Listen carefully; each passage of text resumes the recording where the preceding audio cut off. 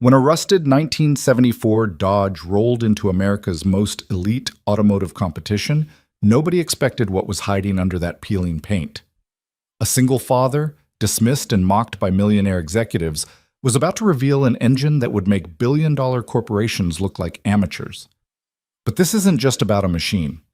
This is about a man who built the impossible while the world wasn't watching. A widower who turned grief into genius in a tiny garage at midnight, raising his daughter alone, refusing to break. What happened next changed everything. Stay until the end, hit that like button, and drop a comment with your city so I can see how far this story travels. The security guard at the VIP entrance didn't bother hiding his laugh. "Sir, deliveries go around back," he said, pointing toward the service road with barely concealed amusement. "This entrance is for competition participants only." Ethan Walker kept both hands on the steering wheel of his 1974 Dodge and didn't respond immediately. The morning cold had turned his breath to fog inside the car. The heater hadn't worked in 2 years. Beside him in the passenger seat, his 6-year-old daughter Lily sat bundled in 3 layers, her small hands tucked into mittens that were too big for her. "We're participants," Ethan said quietly, reaching for the registration packet on the dashboard. The guard's smile faded into confusion, then returned his outright disbelief. He leaned down to get a better look at the car. The Dodge's paint had oxidized into a patchwork of rust and faded blue. The windshield had a crack running from corner to corner. The rear license plate hung from a single bolt, rattling every time Ethan touched the brakes. This vehicle looked like it belonged in a scrapyard, not at the Detroit International Automotive Innovation Summit, the most prestigious engineering competition in North America. "You're joking," the guard said flatly. Ethan handed him the registration form through the window. The paper was crisp, official, stamped with the competition's seal. The guard studied it for a long moment, his expression shifting from skepticism to something closer to pity. "This is real. It's real. And you're actually planning to compete? In this?" Ethan nodded once. Lily looked up at him with wide brown eyes, waiting. She had learned over the past 3 years not to ask too many questions when adults stared at them like this. It happened often enough that she recognized the pattern, the disbelief, the judgment, the barely disguised contempt. The guard shook his head slowly, then waved them through with visible reluctance. "Bay 14, try not to leak oil on the pavement." Ethan drove forward without acknowledging the insult. The Dodge's engine made a sound like distant thunder, deep and steady, completely unlike the grinding rattle the exterior suggested it should produce. The guard noticed but didn't comment. He was already turning his attention to the next arrival, a gleaming black prototype worth more than most people's houses. The convention center parking area looked like an exotic car show. $1 million vehicles lined the designated bays, each surrounded by teams of engineers in branded jackets. Corporate logos gleamed on polished hoods. Photographers circled the most impressive entries, cameras clicking. Somewhere near the main entrance, a news crew was setting up for interviews. Ethan pulled into Bay 14 and killed the engine. For a moment, he and Lily sat in silence, watching the activity around them. Nobody was looking in their direction yet. That would change soon enough. "Daddy?" Lily's voice was small. "Why are they all so shiny?" "Because they want people to look at them," Ethan said. He unbuckled his seatbelt and turned to face her. "But you know what matters more than looking pretty?" "What?" "Actually working." She considered this seriously, then nodded. "Like your engine?" "Like my engine." They climbed out of the car together. The cold hit immediately, sharper than it had been inside. Ethan pulled Lily's hood up and made sure her scarf covered her neck. She tolerated this patiently, used to his constant checking. He had been doing it since her mother died. The endless small confirmations that she was warm enough, fed enough, safe enough. Sometimes he wondered if he did it for her or for himself. The look started as soon as they were visible. A team of engineers from a California tech firm stopped their conversation mid-sentence to stare. A woman in an expensive coat actually pulled out her phone to take a picture, not even trying to be subtle about it. 2 men in suits standing near a silver concept car exchanged glances and smirked. Ethan ignored all of it. He opened the Dodge's trunk. It required slamming it with his shoulder first to break the seal of rust, and pulled out a worn canvas bag containing his documentation. 3 years of handwritten calculations, sketches, test results. Everything he needed to prove the engine was his own work, built without corporate backing or university resources. "Stay close," he told Lily, taking her hand. They walked toward the registration building together. The contrast between them and everyone else was impossible to miss. While other participants wore tailored clothes and carried tablets, Ethan was dressed in a flannel shirt with a patched elbow and work boots that had seen better days.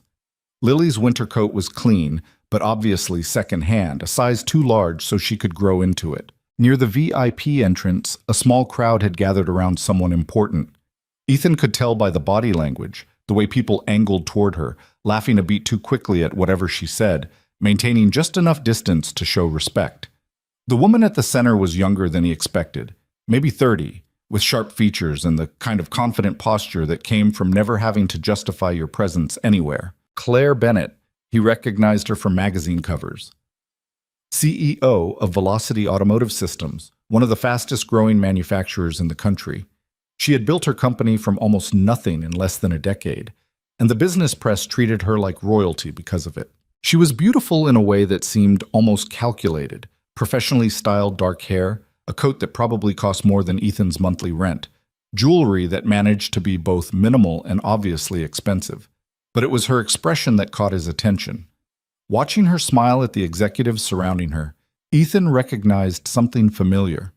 It was the same expression he sometimes saw in the mirror, someone working very hard to maintain a facade, to project control and certainty even when the world felt anything but certain. Then her eyes landed on him and Lily, and the facade didn't crack so much as sharpen into something colder. She said something to the man beside her, a gray-haired executive Ethan didn't recognize, and they both looked directly at the rusted Dodge in Bay 14. Claire's mouth curved into a smile that had nothing warm in it. She excused herself from the group and started walking toward them.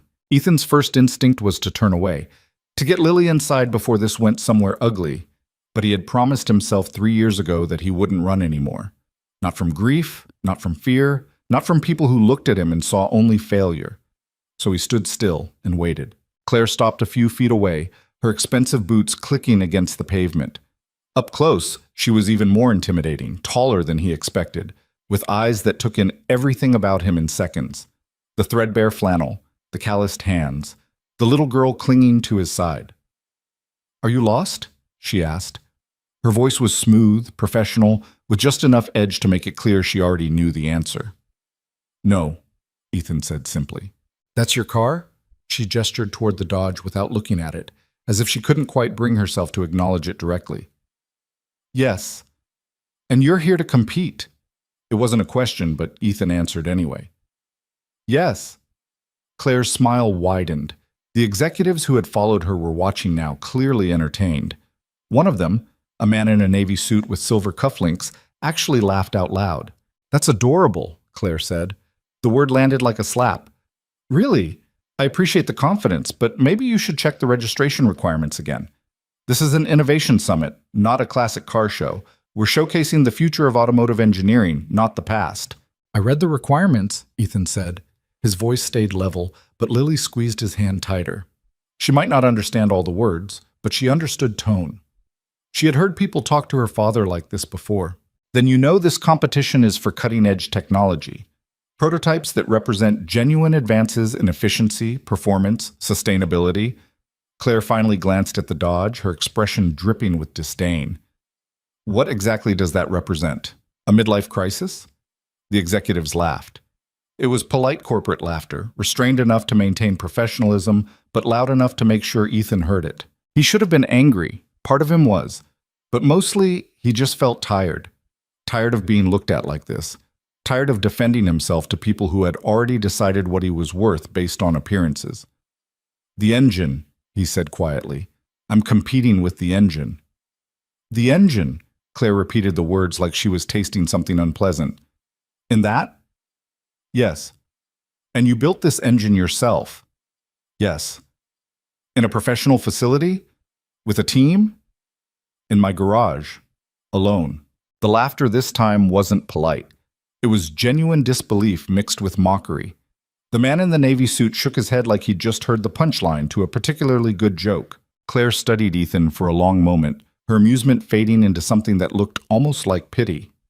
"Listen," she said, her tone softening just slightly. "I'm sure you worked very hard on whatever you've done to that car. And I'm sure it means a lot to you, but this competition isn't a charity event. Every other participant here has millions of dollars in R&D backing them, teams of engineers, access to facilities and resources you can't even imagine. You're going to embarrass yourself." "Maybe," Ethan said. "Definitely." She glanced down at Lily, and for just a second something flickered across her face, recognition, perhaps, of the uncomfortable reality that there was a child watching this interaction. But the moment passed quickly. "Take my advice. Go home. Spend time with your daughter. Don't waste your registration fee on something that's only going to end in humiliation." She turned to leave, clearly considering the conversation finished. "I'm not leaving," Ethan said. Claire stopped. When she turned back, the pity was gone, replaced by irritation. "Excuse me?" "I'm not leaving. I registered legally. I have every right to compete." "Having the right to do something doesn't make it a good idea." "I'll take my chances." They stared at each other for a beat too long. Around them, the parking area had grown quieter. Other teams were watching now, sensing conflict. Someone had their phone out, recording. Claire's jaw tightened. "Fine," she said crisply. "Embarrass yourself if you want, but don't expect special treatment when you fail." She walked away without waiting for a response, her entourage following. The man in the navy suit glanced back once, shaking his head in what looked like genuine disbelief. Ethan watched them go, his hand still holding Lily's. "Daddy?" Lily's voice was very small. "Is she mean?" "She doesn't know us," Ethan said, which wasn't really an answer. "Come on, we need to check in." The registration building was warmer, at least. A young woman behind the desk processed Ethan's paperwork with professional efficiency, though her eyes kept drifting to Lily with visible curiosity. Children weren't common at events like this. "You'll be in the innovation category," she explained, handing him a laminated badge. "Preliminary judging starts at 2 p.m. You'll have 15 minutes to present your work to the technical panel. If you advance, finals are tomorrow morning." "Understood. And just so you're aware," she hesitated, clearly trying to phrase something diplomatically. "The innovation category is extremely competitive this year. We have entries from Velocity, Titan Motors, Hartley Engineering, basically every major player in the industry. So, just manage your expectations." "I will." She didn't look convinced, but she handed him an information packet anyway. "Good luck." They spent the next few hours in the convention center's public area, where manufacturers had set up displays showcasing their latest technology. Lily pressed her face against the glass barriers, marveling at the sleek prototypes and interactive screens. Ethan let her look, grateful for anything that kept her entertained and warm. He noticed people staring occasionally. Word had apparently spread about the rusted Dodge and its owner. Small groups of engineers would walk past, glance at his badge, and exchange knowing looks. A few were openly contemptuous. Most just seemed confused about why he was there. Around noon, Ethan bought them lunch from one of the overpriced vendor stalls. A sandwich for him, chicken nuggets for Lily. They ate sitting on a bench near the back of the hall, away from the crowds. "Are you nervous?" Lily asked, swinging her legs. "A little," Ethan admitted. "Mama used to say being nervous means you care about something." The mention of Sarah hit him harder than he expected, even after 3 years. He swallowed against the sudden tightness in his throat. She was right about that. "Do you think she would like your engine?" "Yeah," Ethan said softly. "I think she would." Lily considered this while chewing a nugget. "Then it doesn't matter what the mean lady thinks." Out of the mouths of 6-year-olds. Ethan managed a real smile for the first time that day. "You're pretty smart, you know that?" "I know," Lily said seriously, which made him laugh. At 1:30, they made their way toward the judging area. The innovation category presentations were being held in a large conference room on the second floor. By the time Ethan arrived, a crowd had already gathered, participants waiting their turn, corporate representatives observing the competition, journalists looking for stories. And there, near the front of the room, was Claire Bennett. She was talking to a tall man in an expensive suit, someone else Ethan didn't recognize. But the way she stood, arms crossed, expression intense, suggested this was a serious conversation. The man nodded several times, then glanced toward the registration desk where Ethan's name was listed on the schedule. Something about that look made Ethan's instincts flare with warning, but before he could process it, an official was calling his name. "Ethan Walker, you're up next." The presentation room was intimidating in its formality. 5 judges sat behind a long table at the front, each with tablets and printed materials in front of them. 2 were older men with decades of automotive engineering experience written into every line of their faces. One was a younger woman who Ethan recognized as a professor from MIT. The other 2 were corporate representatives, one from a major manufacturer, one from a technology investment firm. They all looked up as Ethan entered, and he watched their expressions shift in real time. Confusion, skepticism. In one case, barely concealed disdain. "Mr. Walker," the lead judge said, consulting his notes, "you're presenting an original combustion engine design. Is that correct?" "Yes, sir. And this is a working prototype, not a theoretical design. It's fully functional. I drove here with it this morning." One of the judges, the older man on the left, actually raised his eyebrows at that. "You drove here? In what vehicle?" "A 1974 Dodge Coronet." Silence. Then the woman from MIT leaned forward. "You're telling us you've installed an experimental engine in a 50-year-old vehicle and drove it to this competition?" "Yes, ma'am." "That seems—" She exchanged glances with her fellow judges. "Unconventional." "The engine works," Ethan said simply. "I can show you." The corporate representative from the investment firm looked openly skeptical. "Mr. Walker, I've reviewed your registration materials. You claim to have designed this entirely independently, with no institutional support or corporate backing." "That's correct." "No team of engineers?" "Just me." "No access to professional facilities or testing equipment?" "I built it in my garage." The skepticism in the room was thick enough to cut. The lead judge cleared his throat. "Mr. Walker, I'm sure you understand this is difficult to believe. The level of engineering required for a genuine innovation in combustion technology is substantial. Major corporations spend millions on R&D and still struggle to achieve meaningful advances. You're claiming to have accomplished this alone, at home, with what I assume were minimal resources." "I'm not claiming anything," Ethan said. His voice stayed calm, but there was steel underneath. "I built it. It works. You can test it yourselves if you don't believe me." The older judge on the left leaned back in his chair, studying Ethan with renewed interest. "What's the core innovation? What makes this engine different?" This was the question Ethan had been waiting for. He pulled his documentation from the canvas bag.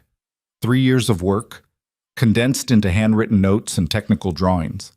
The judges passed the materials between them, and he watched their expressions shift as they began to read. The skepticism didn't disappear, but it cracked. Just a little. "This combustion chamber design," the MIT professor said slowly, pointing to one of Ethan's sketches. "This is unusual. Where did you get the idea for this geometry?" "Fluid dynamics research," Ethan said. "I was looking at ways to optimize fuel mixture and ignition timing simultaneously. Traditional designs treat them as separate problems, but I thought if you could integrate them at the chamber level, you could reduce waste heat and improve efficiency," the professor finished. She looked up at him sharply. "This isn't in any published literature I've seen." "That's because I developed it myself." "From what foundation? What prior research?" "Everything from thermodynamics textbooks to aerospace engineering papers, whatever I could find at the library or online." The lead judge flipped through more pages, his frown deepening. "These calculations are complex, high-level mathematics. You taught yourself this?" "I have a bachelor's degree in mechanical engineering," Ethan said. "I never finished my master's because—" He hesitated. "Life got in the way, but I kept reading, kept learning." What he didn't say, he had kept learning because the alternative was sitting alone in an empty house, drowning in grief after Sarah died. The engine had started as a distraction, something to focus on during the endless nights when sleep wouldn't come. It had become something more, a promise, a purpose. The only thing that made him feel like he was still moving forward instead of just surviving. The judges were conferring quietly now, passing the documentation between them with increasing interest. The corporate representatives still looked skeptical, but the others were clearly taking this more seriously than they had when Ethan first walked in. Finally, The lead judge looked up. Mr. Walker, these documents are impressive, but documents aren't proof. You understand we'll need to see the actual engine, test it under controlled conditions, verify your claims independently. I understand. We'd also need to confirm this is genuinely your own work. No offense, but given the sophistication of what you're describing, we have to rule out the possibility that you're representing someone else's design. None taken, Ethan said. Test whatever you want. Ask me anything about the design. I can explain every decision, every calculation. This is my work. The older judge on the left smiled slightly. I almost believe you, son, but almost isn't good enough for a competition of this caliber. He made a note on his tablet. We'll schedule a technical review of your engine for later this afternoon. Bring the vehicle to testing bay 3 at 4 p.m. We'll run diagnostics, take measurements, ask detailed questions about the engineering. If everything checks out, he paused. Well, we'll see. It wasn't acceptance, but it wasn't dismissal either. Ethan nodded. Thank you. As he left the presentation room, he found Lily waiting exactly where he'd left her, sitting in a chair that was too big for her, legs swinging. She looked up anxiously when she saw him. How did it go? They want to test the engine. Is that good? Yeah, Ethan said, surprising himself with how much he meant it. Yeah, that's good. They had 2 hours before the testing appointment. Ethan took Lily back outside to the parking area, both because she was getting restless and because he needed to prepare the Dodge for whatever the judges were about to throw at it. The afternoon had grown colder. Dark clouds were rolling in from the west, threatening snow. Ethan popped the hood of the Dodge while Lily sat on the front bumper, bundled in her coat. The engine beneath the hood didn't match the car's exterior. Where the body was rusted and beaten, the engine was pristine. Every component carefully machined, every connection precise. It looked like something from a different world, high-tech and purposeful, completely out of place in the aging vehicle surrounding it. Ethan ran through his pre-check routine, the same process he'd followed hundreds of times in his garage. Oil levels, coolant, electrical connections. Everything had to be perfect. Mr. Walker. He looked up to find a man standing a few feet away. Mid-40s, expensive suit, expression that managed to be both professional and vaguely threatening. Ethan recognized him, the tall man who had been talking to Claire Bennett earlier. Can I help you? Ethan asked. Marcus Hendricks, the man said, not offering his hand. Director of Research and Development for Velocity Automotive Systems. Okay. I wanted to talk to you before your technical review. Something in his tone immediately put Ethan on guard. About what? Hendricks glanced at Lily, then back at Ethan. Perhaps we could speak privately. Whatever you have to say, you can say it here. Hendricks' jaw tightened slightly, but he nodded. Fine. I'll be direct. I'm aware of your scheduled testing session this afternoon. I'm also aware that the judges seem to be taking your claims seriously, which frankly surprises me. But before this goes any further, I want to make something very clear.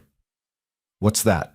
If you're planning some kind of fraud, representing stolen technology, passing off corporate research as your own work, anything of that nature, you should withdraw now. Velocity has significant legal resources, Mr. Walker. If we discover you've misappropriated proprietary designs, we will pursue action to the fullest extent of the law, and I promise you that will not end well for you or your daughter. The implied threat hung in the cold air between them. Ethan felt anger rising in his chest, hot and immediate. Are you accusing me of stealing your company's work? I'm saying the technology you're claiming to have developed independently bears certain similarities to research we've been conducting. Similarities that concern me. I've never worked for your company. I've never even been inside your facilities. Then you have nothing to worry about. Hendricks smiled without warmth. But understand that we'll be watching very closely. Every claim you make, every specification you provide, we'll verify it all. And if there's even a hint of intellectual property theft, he let the sentence hang. Ethan stepped away from the car, moving between Hendricks and Lily without thinking about it. I built this engine myself, from the ground up, with my own hands and my own ideas. I don't care what your company has been working on. I don't care what similarities you think you see. This is mine. We'll see about that. Hendricks turned and walked away before Ethan could respond. Watching him go, Ethan felt the anger mixing with something else. Worry. Not because he had done anything wrong, but because he suddenly understood what was happening. Claire Bennett's company felt threatened, and when powerful corporations felt threatened, they didn't fight fair. "Daddy?" Lily's voice pulled him back. "Who was that man?" "Nobody important," Ethan lied. He closed the hood carefully and checked his watch. Still an hour before the testing appointment. "Come on, let's get you something warm to drink." They went back inside, found a quiet corner of the convention center, and waited. Ethan tried to focus on calming his nerves, but his mind kept circling back to Hendrik's thinly veiled threats. He had spent 3 years building something extraordinary. He had poured everything he had into this engine. Every spare dollar, every midnight hour after Lily fell asleep, every piece of himself he could spare while still being a decent father. And now someone was trying to take it from him before anyone had even seen what it could do. No. Ethan shut down that line of thinking. He couldn't afford to spiral into fear and anger. Not now. The testing session would prove what the engine was. The judges would see the truth. Everything else was just noise. At 3:45, they made their way to testing bay 3. The testing facility was a serious operation. Professional diagnostic equipment, multiple computer stations, a hydraulic lift for accessing the undercarriage. The 5 judges were already there, along with 2 technicians who would be running the actual tests. And standing near the back of the room, arms crossed, was Claire Bennett. She met Ethan's eyes and didn't look away. There was challenge in her expression, but also curiosity, like she still couldn't quite figure out what she was looking at. "Mr. Walker," the lead judge said, "drive your vehicle into position, please. We'll need to connect our diagnostic systems." Ethan did as instructed, carefully maneuvering the Dodge onto the testing platform. Lily stayed near the entrance, watching with wide eyes as the technicians attached sensors and cables to various points on the engine. The MIT professor approached with a tablet in hand. "Mr. Walker, we're going to run a series of standardized tests. Emission levels, fuel efficiency, power output, thermal management. We'll also be asking you technical questions throughout the process to verify your understanding of the design. Is that acceptable?" "Completely." "Good. Let's start with a basic function test. Start the engine, please." Ethan turned the key. The sound that filled testing bay 3 was like nothing else in the building. It wasn't the aggressive roar of a muscle car or the high-pitched whine of a modern performance engine. It was deeper than that, smoother, almost musical in its precision. The engine ran so evenly that the Dodge barely vibrated. Every head in the room turned toward the car. The technicians checked their screens, frowned, checked again. One of them looked up at the lead judge with an expression of confusion. "Sir, these readings, what about them? They don't make sense. The combustion efficiency is showing at 92%. That's not possible with conventional design." The lead judge moved to look at the screen himself. His frown deepened. "Run it again." They ran it again. The numbers didn't change. The older judge on the left walked around the car slowly, listening to the engine with the kind of attention that only came from decades of experience. He stopped at the hood, then looked at Ethan. "May I?" Ethan nodded. The judge opened the hood, and the room went silent. Everyone crowded forward to see. Even Claire moved closer, though she maintained her distance from the others.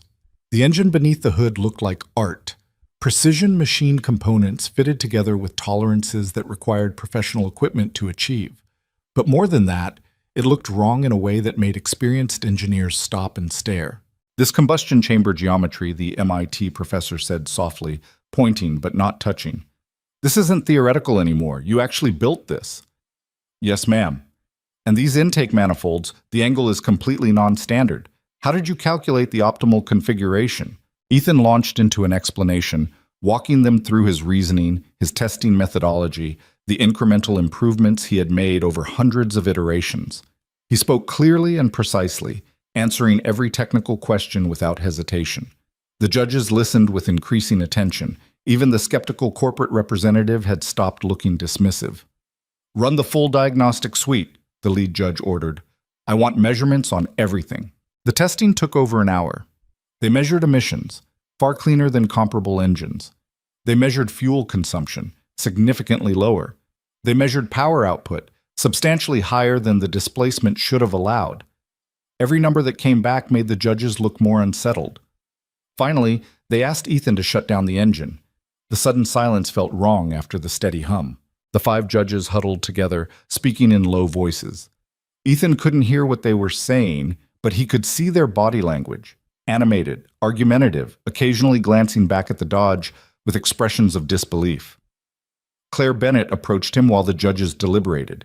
She had been watching the entire testing session without saying a word, and now she looked at him with an expression he couldn't quite read. "Where did you learn to do this?" she asked. "Books, online courses, trial and error." "That's not an answer. It's the only one I have." She studied him for a long moment. "You're not what I expected." "Most people don't expect much when they see that car," Ethan said. "I wasn't talking about the car." Before he could respond, the lead judge called everyone's attention. "Mr. Walker, if you could join us, please." Ethan walked over, aware of everyone watching. Lily had moved closer to the entrance, still sitting on a bench but clearly paying attention. She knew something important was happening, even if she didn't understand the details.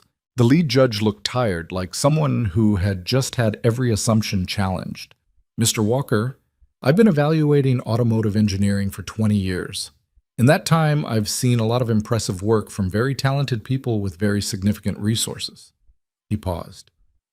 "What you've built, I've never seen anything quite like it." "Thank you, sir." "Don't thank me yet, because what I'm about to say is that I don't understand how this is possible. The level of precision, the sophistication of the design, the integration of multiple advanced concepts, this should have required a team, a facility, significant funding. And you're telling me you did this alone in a residential garage?" "Yes, sir." "With what equipment?" "Basic machining tools. Some custom fabrication work I had to outsource when I couldn't do it myself. A computer for modeling and calculations. Whatever I could afford on what I make as a maintenance supervisor." One of the other judges shook his head slowly. "That shouldn't be possible." "And yet," the MIT professor said quietly, "clearly it is." The lead judge ran a hand through his gray hair. "Mr. Walker, we need to be very clear about something. If you advance from the preliminary round, your engine is going to attract significant attention. Media, industry representatives, potential investors, the kind of scrutiny that will examine every aspect of your work." His eyes were serious. "If there's anything you're not being honest about, anything at all, this is the time to say so." "There's nothing," Ethan said. "I built it. It's mine. Everything I've told you is the truth." The judges exchanged glances. Finally, the lead judge nodded. "Then congratulations, Mr. Walker. You're advancing to the final round tomorrow morning." The words took a moment to register. When they did, Ethan felt something loosen in his chest that he hadn't realized was tight. "Thank you." "Don't thank us yet," the corporate representative said dryly. "The finals are going to make this look like a warm-up." The judges dismissed him, and Ethan walked back toward Lily in something approaching a daze. She jumped up when she saw his expression. "We won?" she asked. "Not yet," Ethan said, "but we're still in it." She hugged him hard enough that he had to take a step back to keep his balance. Over her head, he saw Claire Bennett still watching him from across the testing bay. Their eyes met, and this time she didn't look away first. She nodded once, acknowledgement perhaps, or respect, or maybe just recognition that she had been wrong about something. Ethan nodded back, then guided Lily toward the exit. They had a lot to do before tomorrow, but for the first time since Sarah died, he felt like maybe, just maybe, he was exactly where he was supposed to be. The hotel room was cheaper than Ethan had wanted, but better than he could really afford. Lily fell asleep almost immediately after dinner, curled under blankets that smelled faintly of industrial detergent. Ethan sat at the small desk by the window, reviewing his notes for tomorrow's final presentation under the dim light of a lamp that flickered when trucks passed on the street below. His phone buzzed. A text from his neighbor back home, Mrs. Chen, who had been watching their apartment while they were gone. "How did it go?" Ethan typed back. "Made it to finals tomorrow morning." 3 dots appeared, then disappeared, then appeared again. Finally, Sarah would be proud. He stared at those 4 words until his vision blurred. Then he set the phone down and went back to his notes, because thinking about Sarah right now would break something in him that he couldn't afford to have broken. Not yet. Not until this was over. The engineering calculations swam in front of his eyes. He had been over them 1,000 times, knew every equation by heart, but his brain kept circling back to Marcus Hendricks and that thinly veiled threat. Similarities to research we've been conducting. The words had teeth, and Ethan couldn't shake the feeling that tomorrow was going to be about more than just proving his engine worked. Sleep came in fragments. Every time he started to drift off, his mind jerked him back awake with new anxieties. What if the judges had reconsidered overnight? What if Velocity found some legal angle to disqualify him? What if he got up there in front of everyone and forgot how to explain his own work? At 5:30, he gave up and took a shower. The water pressure was weak and the temperature never quite stabilized, but it helped him feel slightly more human. By the time Lily woke up at 6:15, he had coffee from the lobby and was running through his presentation mentally for the dozenth time. "Big day," Lily said, rubbing her eyes. "Yeah. Are you scared?" Ethan considered lying, then decided she deserved better. "A little. Me too." She climbed into his lap without asking, something she only did when she was worried. "What happens if you don't win?" "We go home. I keep my job at the plant. Everything stays the same." "And if you do win?" That was the harder question. Ethan had been so focused on just getting here, just proving the engine worked, that he hadn't let himself think much beyond that. Winning meant attention, visibility, the kind of scrutiny that could change everything about their quiet, careful life. "I don't know," he admitted, "but we'll figure it out together, okay?" She nodded against his chest. They sat like that for a while, watching the gray morning light creep across the room, neither of them quite ready to start the day that would determine everything. They arrived at the convention center at 7:30. The finals weren't scheduled until 9, but Ethan wanted time to check the Dodge one more time, make sure nothing had gone wrong overnight. The parking area was already busy with early arrivals, corporate teams doing last-minute preparations, media setting up for coverage, officials running final checks on the presentation venue. The Dodge sat exactly where Ethan had left it, rust and all. He popped the hood and started his inspection routine while Lily sat on the front bumper, watching people walk past and stare. "They still think it's funny," she observed. "Let them think whatever they want." But she was right. The looks hadn't changed. If anything, they had gotten worse now that word had spread about the preliminary results. Ethan could hear fragments of conversations as people passed. "That's the guy with the junk car." Judges must have lost their minds, probably rigged the sensors somehow. He ignored all of it and focused on the engine. Oil levels good, coolant good, all connections tight, everything exactly as it should be. "Mr. Walker," Ethan looked up to find the older judge from yesterday approaching, the one who had smiled slightly when Ethan said he'd explain every decision. Up close and without the formal setting of the testing bay, he looked more grandfatherly, wrinkled face, kind eyes, the comfortable posture of someone who had nothing left to prove. "Morning," Ethan said, straightening. "Robert Chen," the judge said, offering his hand. "I wanted to talk to you before the circus starts." They shook. Chen's grip was firm, but not aggressive. "About what?" "About what you're walking into." Chen glanced around, making sure they had relative privacy. "I've been doing this for a long time, son.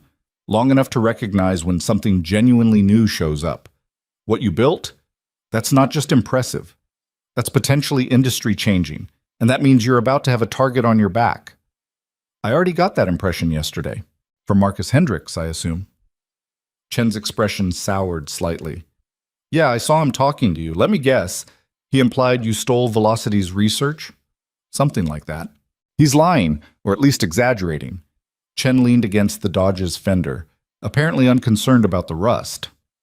"I consulted for Velocity 2 years ago on a combustion efficiency project.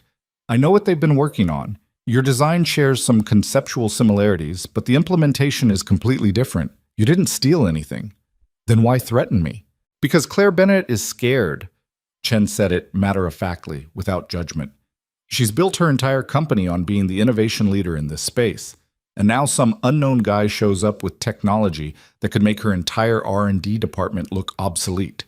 She's not going to take that gracefully." Ethan felt his jaw tighten. "So what am I supposed to do? Win anyway?" Chen smiled, "but understand that winning today is just the beginning. If you take first place, you're going to have every major manufacturer in the country trying to figure out how to either buy your technology or bury it. The pressure is going to be intense.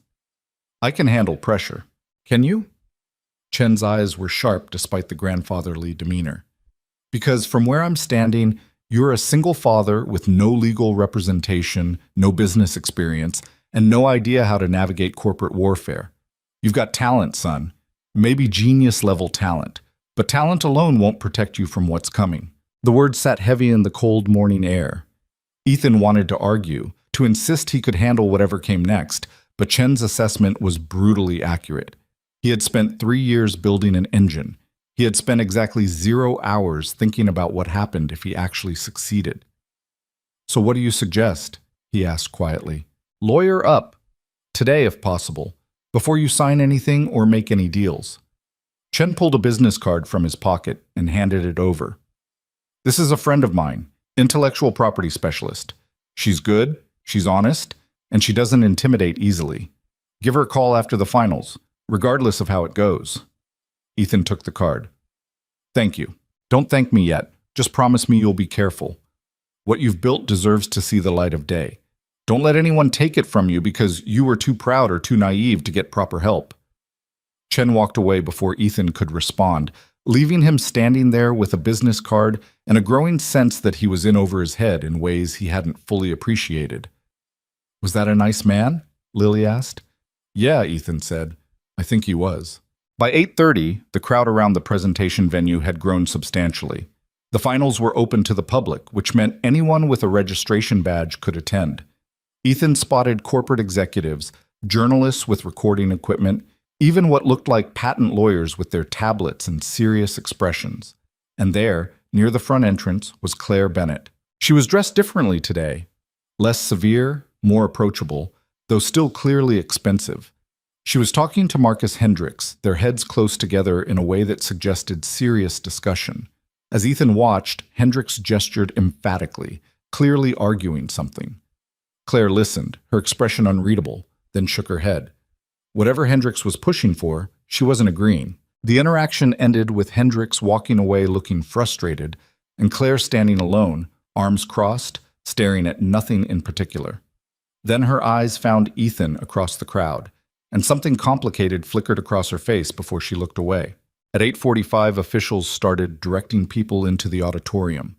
The finals were being held in the convention center's main hall, a space large enough to hold several hundred people. Ethan found a seat near the back, Lily beside him, and watched as the room filled with industry professionals who had come to see which new technology would dominate the conversation for the next year. The lead judge from yesterday took the stage at precisely 9 o'clock. He spent a few minutes outlining the format. Each finalist would give a 15-minute presentation followed by 10 minutes of questions from the judging panel. 5 finalists total. Ethan was scheduled third.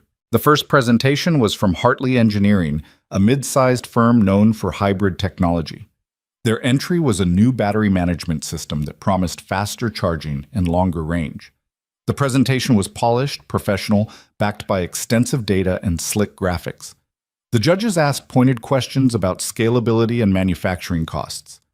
The Hartley team answered confidently, clearly well-rehearsed.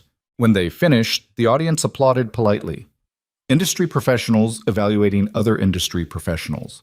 Nothing personal, just business. The second presentation was from Titan Motors, one of the largest manufacturers in North America. They had developed a lightweight composite material for engine components that reduced weight without sacrificing durability.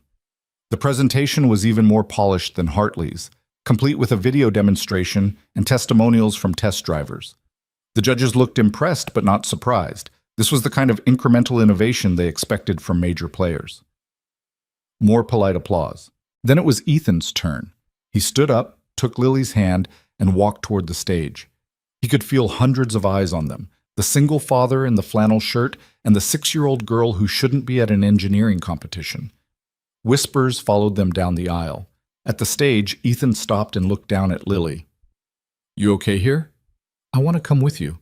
"Sweetie, you can't. Please." Her eyes were wide and worried.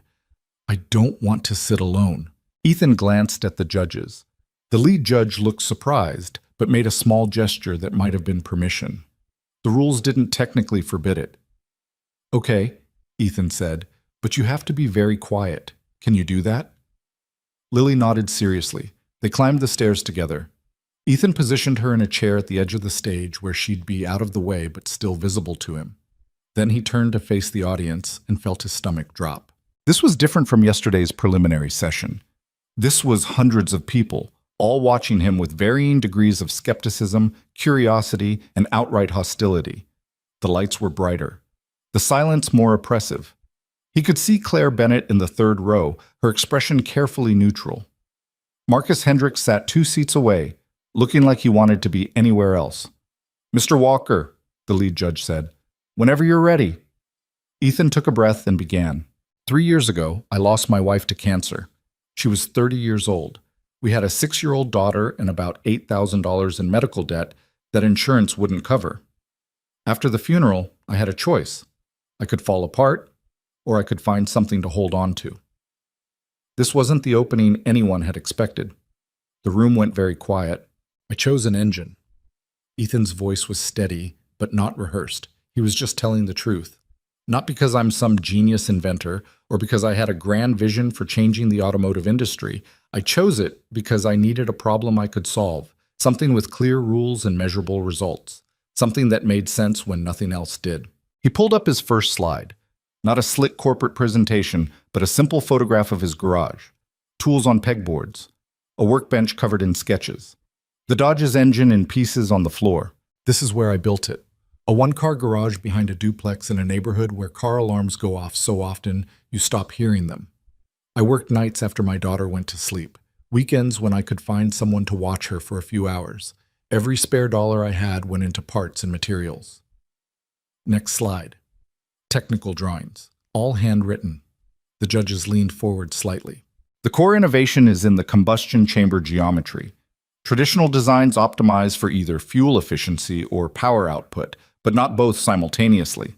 I thought if you could change the chamber shape dynamically during the combustion cycle, you could achieve both. The problem was making it mechanically simple enough to be reliable. He walked them through his solution, a design that used thermal expansion and carefully calibrated spring tensions to alter the effective chamber volume in real time. It sounded complex when explained, but the actual mechanism was elegant in its simplicity. No computers, no electronics, just precision engineering and physics. The judges were taking notes now. Even the skeptical corporate representative looked engaged. The result is a combustion efficiency of 92%, compared to industry standard of about 75%. Emissions are reduced by 40%, fuel consumption drops by 30%, and power output increases by 25% over comparable displacement. More slides. Test data. Graphs showing performance curves. Everything handwritten or printed from basic software because Ethan didn't have access to the expensive design programs the other presenters used. "I know this doesn't look like what you're used to seeing," Ethan said, gesturing at his makeshift presentation. "I don't have a team or a research facility or millions in funding. What I have is 3 years of work and an engine that works better than it should. That's what I'm presenting today." He finished his prepared remarks with 2 minutes to spare. The room was silent for a beat too long. Then the MIT professor spoke up. "Mr. Walker, your thermal expansion mechanism, have you tested its durability over extended operation cycles?" "Yes, ma'am. I've run the engine for over 500 hours of continuous operation without degradation. The materials are standard aerospace-grade alloys, nothing exotic, but the tolerances are tight enough that thermal fatigue hasn't been an issue." "And you machined these components yourself?" "The simpler parts, yes. The more complex pieces I had fabricated by a local machine shop. I gave them the specifications and they did the work. I can provide documentation of all outsourced manufacturing if needed." The questions continued, technical, probing, occasionally skeptical. But Ethan answered each one without hesitation, and gradually the tone shifted from interrogation to genuine interest. Then Marcus Hendricks raised his hand. The lead judge looked surprised. Corporate observers typically didn't participate in questioning, but he nodded permission. "Mr. Walker," Hendricks said, his voice carrying across the auditorium, "I have to ask a difficult question, and I apologize in advance for how it might sound. But given the sophistication of your design, given the clear parallels to research being conducted by established firms, how can you prove this is genuinely independent work and not derivative of proprietary technology you may have had access to. The room went dead silent. This wasn't a technical question. This was an accusation dressed in professional language. Ethan felt anger spike in his chest, hot and immediate, but he forced himself to stay calm, to think before responding. Losing his temper now would accomplish nothing. "I can't prove a negative," he said evenly. "I can't prove I didn't steal something any more than you can prove you didn't steal the suit you're wearing. What I can do is provide complete documentation of my development process, including dated notebooks, time-stamped digital files, receipts for materials purchases, testimony from the machine shop that did my fabrication work, and detailed explanations of every design decision I made. If that's not sufficient evidence, then I don't know what would be." "Documentation can be fabricated," Hendricks said. "So can accusations." Ethan's voice was still level, but there was steel underneath now. "You're implying I stole your company's research. Fine. Show me the research. Show me the patents or publications or internal documents that you claim I copied. Make it specific, because if you can't, then what you're doing isn't protecting intellectual property. You're just trying to disqualify a competitor through intimidation." Hendricks' face flushed red. "I'm trying to protect—" "That's enough." The lead judge's voice cut through the tension like a blade. "Mr. Hendricks, you're here as an observer, not as part of the judging panel. If Velocity has genuine concerns about intellectual property, there are proper legal channels for raising them. This is neither the time nor the place." "But that's enough," the judge repeated, firmer this time. "Mr. Walker, thank you for your presentation. You can step down." Ethan gathered his materials with hands that weren't quite steady. Lily hopped down from her chair and took his hand as they left the stage. Walking back down the aisle, Ethan could feel the entire room watching them, could hear the whispers starting before they even reached their seats. Claire Bennett was staring at Marcus Hendricks with an expression that could have stripped paint. Whatever she was thinking, it wasn't positive. The final two presentations happened in something of a blur. Ethan barely registered them. His mind was still circling Hendricks' public accusation, the implications of it, the way it would color everything that happened from here forward. Even if the judges believed him, and he thought they did, the seed of doubt had been planted. People would wonder, questions would follow him. When all 5 presentations were finished, the lead judge announced that the panel would deliberate for 30 minutes before announcing results. The audience was invited to wait in the lobby or visit the exhibition hall. Ethan stayed in his seat. Lily leaned against his shoulder, unusually quiet. "That man was mean," she said finally. "Yeah. Why did he say those things?" "Because he's scared I might have built something better than what his company can make." She thought about this. That's a dumb reason to be mean. Most reasons for being mean are dumb. They sat together in the slowly emptying auditorium, waiting. Other finalists were networking in the aisles, shaking hands with industry contacts, clearly comfortable in this environment. Ethan felt completely out of place. This wasn't his world. These weren't his people. "Mr. Walker." He looked up to find Claire Bennett standing in the aisle beside their row. Up close, she looked tired in a way her makeup couldn't quite hide. The careful confidence from earlier had developed cracks. "Ms. Bennett," Ethan said neutrally, can we talk? Privately?" Ethan glanced at Lily, who was watching Claire with open suspicion. "I don't think that's a good idea." "Please, just 5 minutes. There's a conference room down the hall that should be empty." Something in her tone made him reconsider. This wasn't the imperious CEO from yesterday morning. This was someone who looked genuinely unsettled. "Lily, can you stay here for a few minutes? Don't leave this seat." "Is she going to be mean to you again?" "I don't know yet." Claire flinched slightly at that, but didn't argue. Ethan followed her out of the auditorium and down a side corridor to a small conference room.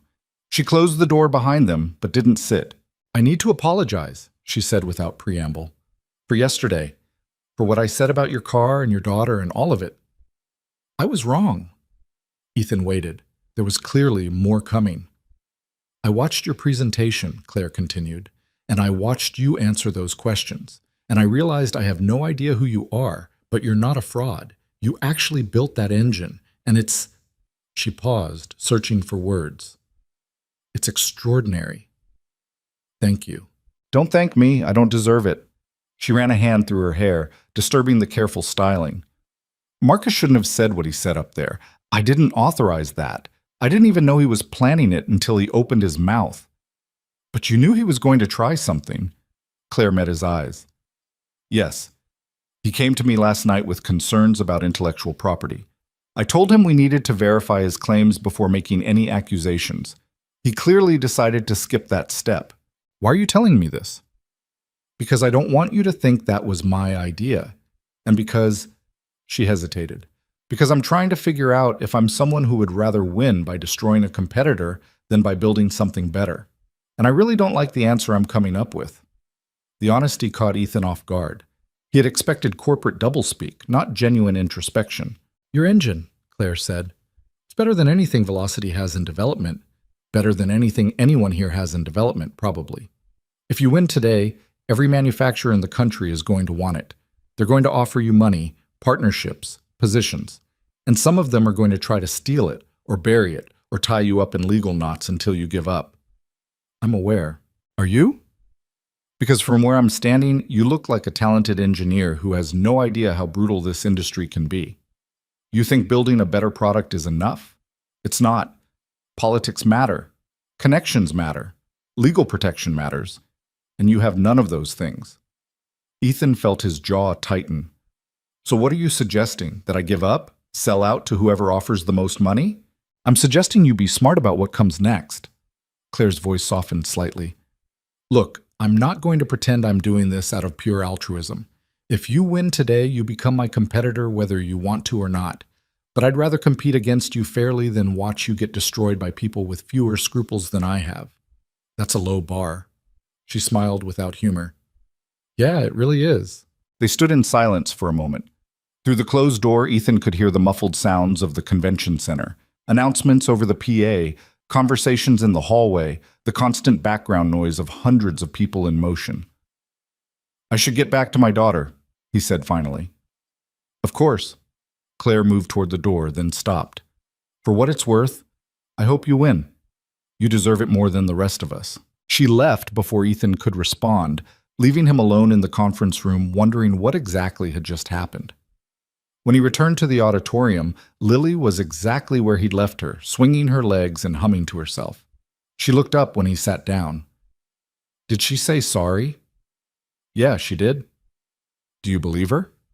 Ethan thought about Claire's expression, the exhaustion in her eyes, the way she'd looked when she admitted she didn't like the person she was becoming. I think so. Okay. Lily went back to humming, apparently satisfied. At precisely 10:30, the judges returned to the stage. The audience filed back in quickly, sensing the announcement was imminent. The energy in the room had shifted, anticipation mixed with tension, everyone aware that what happened next would ripple through the industry for months to come. The lead judge took the microphone. Thank you all for your patience. The judging panel has reached a decision. Ethan's heart was hammering. He forced himself to breathe slowly, evenly. Lily grabbed his hand. Before we announce the winner, I want to address something that happened during the presentations. This competition is about innovation, engineering excellence, and pushing the boundaries of what's possible. It is not about corporate politics or personal attacks. Any further behavior like what we witnessed earlier will result in immediate disqualification and potential legal action. The judge paused, letting that sink in. Marcus Hendricks, sitting several rows ahead, looked like he wanted to disappear. Now, the judges were unanimous in our decision, which frankly doesn't happen often. The winner of this year's Detroit International Automotive Innovation Summit in the innovation category is Ethan Walker for his independent development of an advanced combustion efficiency system. The words registered in pieces. Winner, unanimous. Ethan Walker. The auditorium erupted. Some of the applause was genuine, engineers appreciating good work regardless of who did it. Some was polite, and some people weren't clapping at all, including several corporate representatives who looked like they'd just watched their stock price tank. Lily was jumping up and down, hugging him hard enough to make breathing difficult. We won! Daddy, we won! Yeah, Ethan managed. Yeah, we did. The judges were calling him back to the stage. Ethan walked down the aisle in a daze, Lily still holding his hand. People were congratulating him, shaking his hand, asking for business cards he didn't have. The noise was overwhelming.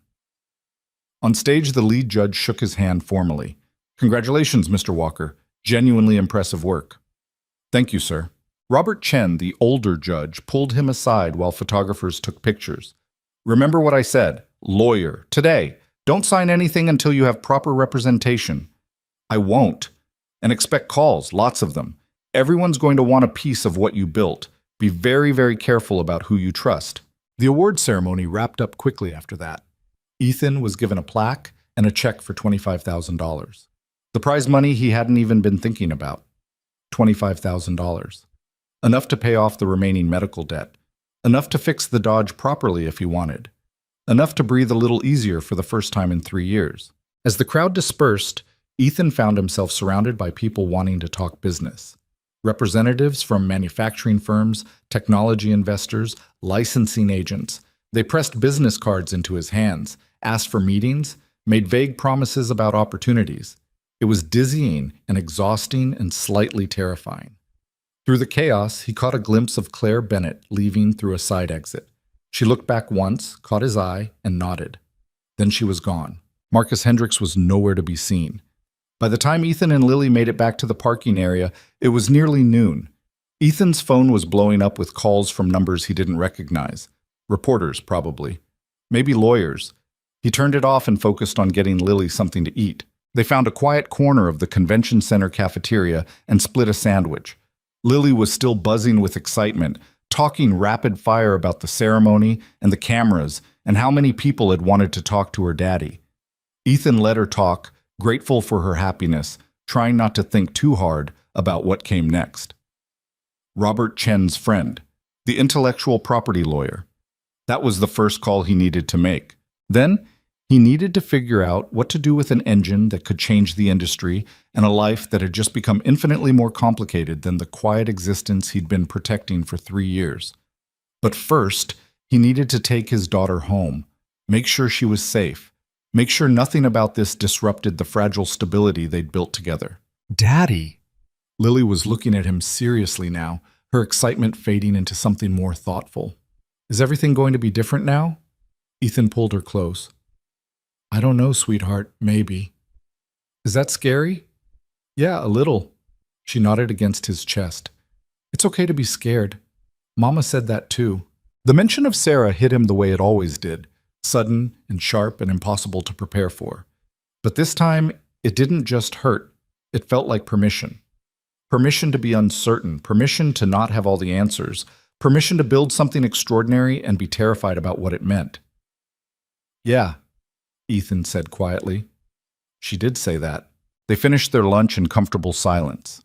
Outside the cafeteria windows, Ethan could see the Dodge waiting in the parking area, still rusted and broken-looking on the outside, still extraordinary underneath. Just like him, he supposed, just like the life they were about to step into, ready or not. The drive back to the hotel should have felt triumphant.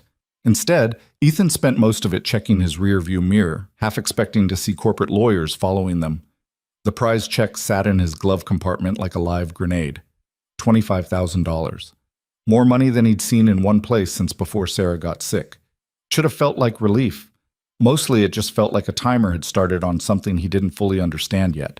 Lily fell asleep before they even left the convention center parking lot, exhausted from the emotional roller coaster of the morning. Ethan drove in silence, the Dodge's engine humming with that perfect smoothness that still caught him off guard sometimes. 3 years of work, and it still surprised him that it actually functioned the way he'd designed it to. His phone turned back on, immediately started buzzing with notifications. 17 missed calls, 32 text messages, 6 voicemails. Ethan pulled over at a gas station 2 blocks from the hotel and scrolled through them while Lily slept. Most were from numbers he didn't recognize. Reporters asking for interviews, someone claiming to be from a venture capital firm. 3 different patent lawyers offering their services. 1 message from his supervisor at the maintenance plant asking if the rumors were true, if Ethan had really won some big engineering competition. And 1 from Claire Bennett. Mr. Walker, this is Claire. I know we didn't part on the best terms yesterday, and this morning was complicated, but I meant what I said about wanting to talk. If you're willing, I'd like to meet tomorrow morning before you leave Detroit. No pressure, no corporate games. Just a conversation. My number is below if you're interested. Ethan stared at the message for a long time. Every instinct told him to delete it, to stay as far away from Velocity Automotive and its CEO as possible. But something about the tone stopped him. This wasn't the confident executive from yesterday morning, or even the apologetic version from this morning's private conversation. This was someone who sounded almost uncertain. He saved the message without responding and drove the rest of the way to the hotel. Getting Lily inside and settled took priority over everything else. She woke up enough to brush her teeth and change into pajamas, then collapsed back into bed without even asking about dinner. Ethan sat beside her until her breathing evened out into real sleep, then moved back to the desk by the window. Robert Chen's business card sat next to his laptop. The lawyer's name was printed in simple text: Jennifer Torres, Intellectual Property Law. Ethan pulled out his phone and stared at the number for a full minute before dialing. She answered on the second ring. Torres. Miss Torres, my name is Ethan Walker. Robert Chen gave me your number. He said you might be able to help me with the combustion engine. I know, Robert called me this afternoon. Her voice was brisk but not unkind. Congratulations on your win. I watched the presentation online. Impressive work. Thank you. Robert said you built this completely independently.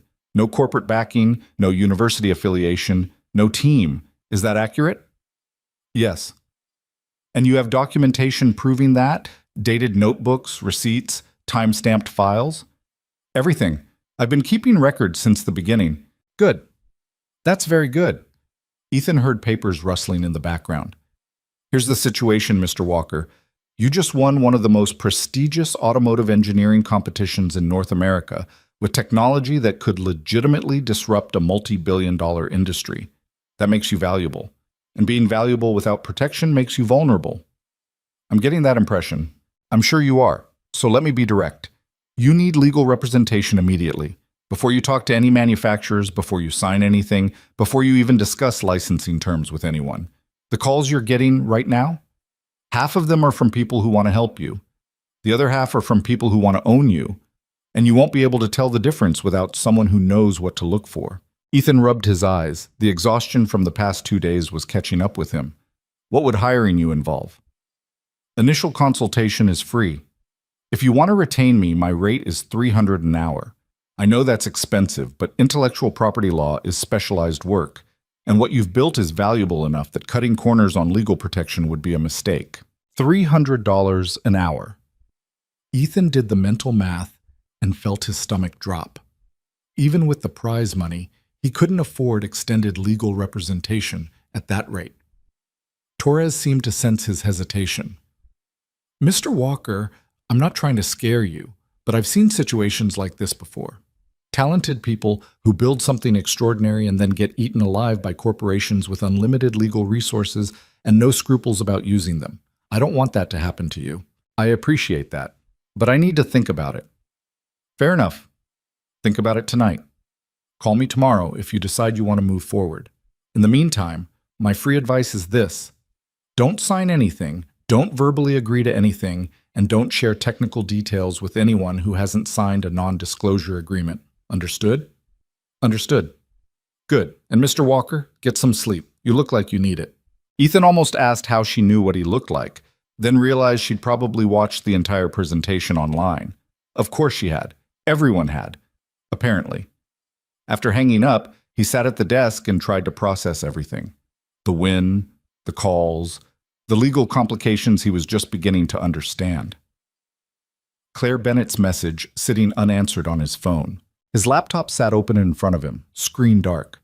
On impulse, Ethan woke it up and typed Claire Bennett's name into a search engine. The results were extensive. Articles about her rise in the automotive industry, profiles in business magazines, interviews about being a young female CEO in a male-dominated field, photos from industry events, always perfectly composed, always projecting confidence. Ethan clicked on a profile from a business magazine published 6 months ago. The article painted her as a brilliant strategist who had taken a struggling automotive parts manufacturer and turned it into one of the fastest-growing companies in the sector. But buried in the middle of the piece was a paragraph that caught his attention. Bennett's drive, colleagues say, comes from a deep-seated need to prove herself. As the daughter of a factory worker who died in an industrial accident when she was 15, she built her success from nothing. Claire doesn't just want to win. says a former executive who worked with her early in her career. She needs to win. It's not about money or prestige. It's about proving she's not disposable the way the world treated her father. Gitbe Oshiramishe. Ethan read that paragraph 3 times. It didn't excuse yesterday's mockery or Marcus Hendricks' accusations, but it provided context. Claire Bennett wasn't just a ruthless CEO protecting her empire. She was someone fighting the same battle he was, just from a different position. He closed the laptop and checked on Lily one more time. She was deeply asleep, curled under the blankets with her stuffed rabbit tucked under one arm. Safe. Protected. Completely unaware of how complicated her father's life had just become. Ethan's phone buzzed again. Another voicemail.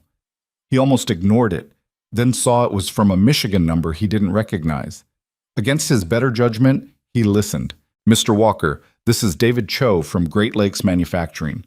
I attended your presentation this morning, and I have to tell you, what you've built is remarkable. I'd like to discuss a potential partnership.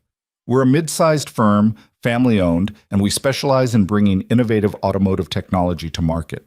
Unlike the big corporations, we actually care about preserving the integrity of original designs rather than just acquiring patents to bury them. Please call me back at your earliest convenience. I think we could do something really special together. The message ended with a phone number. Ethan saved it without calling back. Torres's advice echoed in his head. Don't sign anything. Don't verbally agree to anything. He tried to sleep and failed. His mind wouldn't stop running through scenarios, calculations, possibilities. What if he licensed the engine design? What if he tried to manufacture it himself? What if he sold it outright and used the money to disappear into a quiet life somewhere far from Detroit? What if he just made the biggest mistake of his life by winning? At 2 in the morning, Ethan gave up on sleep and did what he always did when his brain wouldn't shut off. He pulled out his engineering notebooks and started reviewing his work. 3 years of calculations, sketches, failed prototypes, incremental improvements. Every page represented nights when grief had threatened to swallow him whole, and the only thing that kept him functional was having a problem to solve. Looking at those pages now, he realized something he hadn't fully articulated before. This engine wasn't just about innovation or competition or proving himself. It was about Sarah. It was the promise he'd made to himself at her funeral, standing there with Lily's small hand in his, that he wouldn't let her death break him completely. That he'd find a way to keep going, keep building, keep being the father their daughter needed. And now he'd succeeded. And success was somehow more terrifying than failure had ever been. The next morning came too early. Lily woke up at 6:30, immediately asking if they were going home today. Ethan had originally planned to leave right after the finals, but the avalanche of messages and Torres's advice had changed his thinking. They had the hotel room for one more night. Maybe staying in Detroit another day, getting some clarity on what came next, would be smarter than rushing back. Maybe tomorrow, he told Lily. I need to take care of some things first. What things? Grown-up things. Boring stuff. She accepted this with the easy trust of a 6-year-old. They had breakfast in the hotel lobby. Mediocre coffee for him, chocolate milk and a muffin for her, and Ethan tried to figure out his next move. Claire Bennett's message kept nagging at him. He should ignore it. Getting involved with Velocity in any capacity seemed like inviting disaster. But the conversation yesterday, the genuine apology, the exhaustion in her eyes when she'd admitted she didn't like who she was becoming, that had felt real. And despite everything, he was curious. At 8 o'clock, Ethan pulled up Claire's message and typed a response. Miss Bennett, I can meet this morning, 10 o'clock. Somewhere public. You pick the place. The response came back in less than a minute. There's a coffee shop on West Grand Boulevard called Maddie's. Good coffee, quiet enough to talk. I'll be there at 10. Ethan confirmed and immediately felt like he'd made a mistake. But it was done now. He spent the next hour trying to keep Lily entertained in the hotel room, which was increasingly difficult. She was restless, bored, clearly ready to go home to familiar surroundings. Ethan turned on the television and let her watch cartoons while he reviewed his engineering documents one more time, preparing for whatever conversation was about to happen. At 9:30, he called Mrs. Chen, their neighbor back home.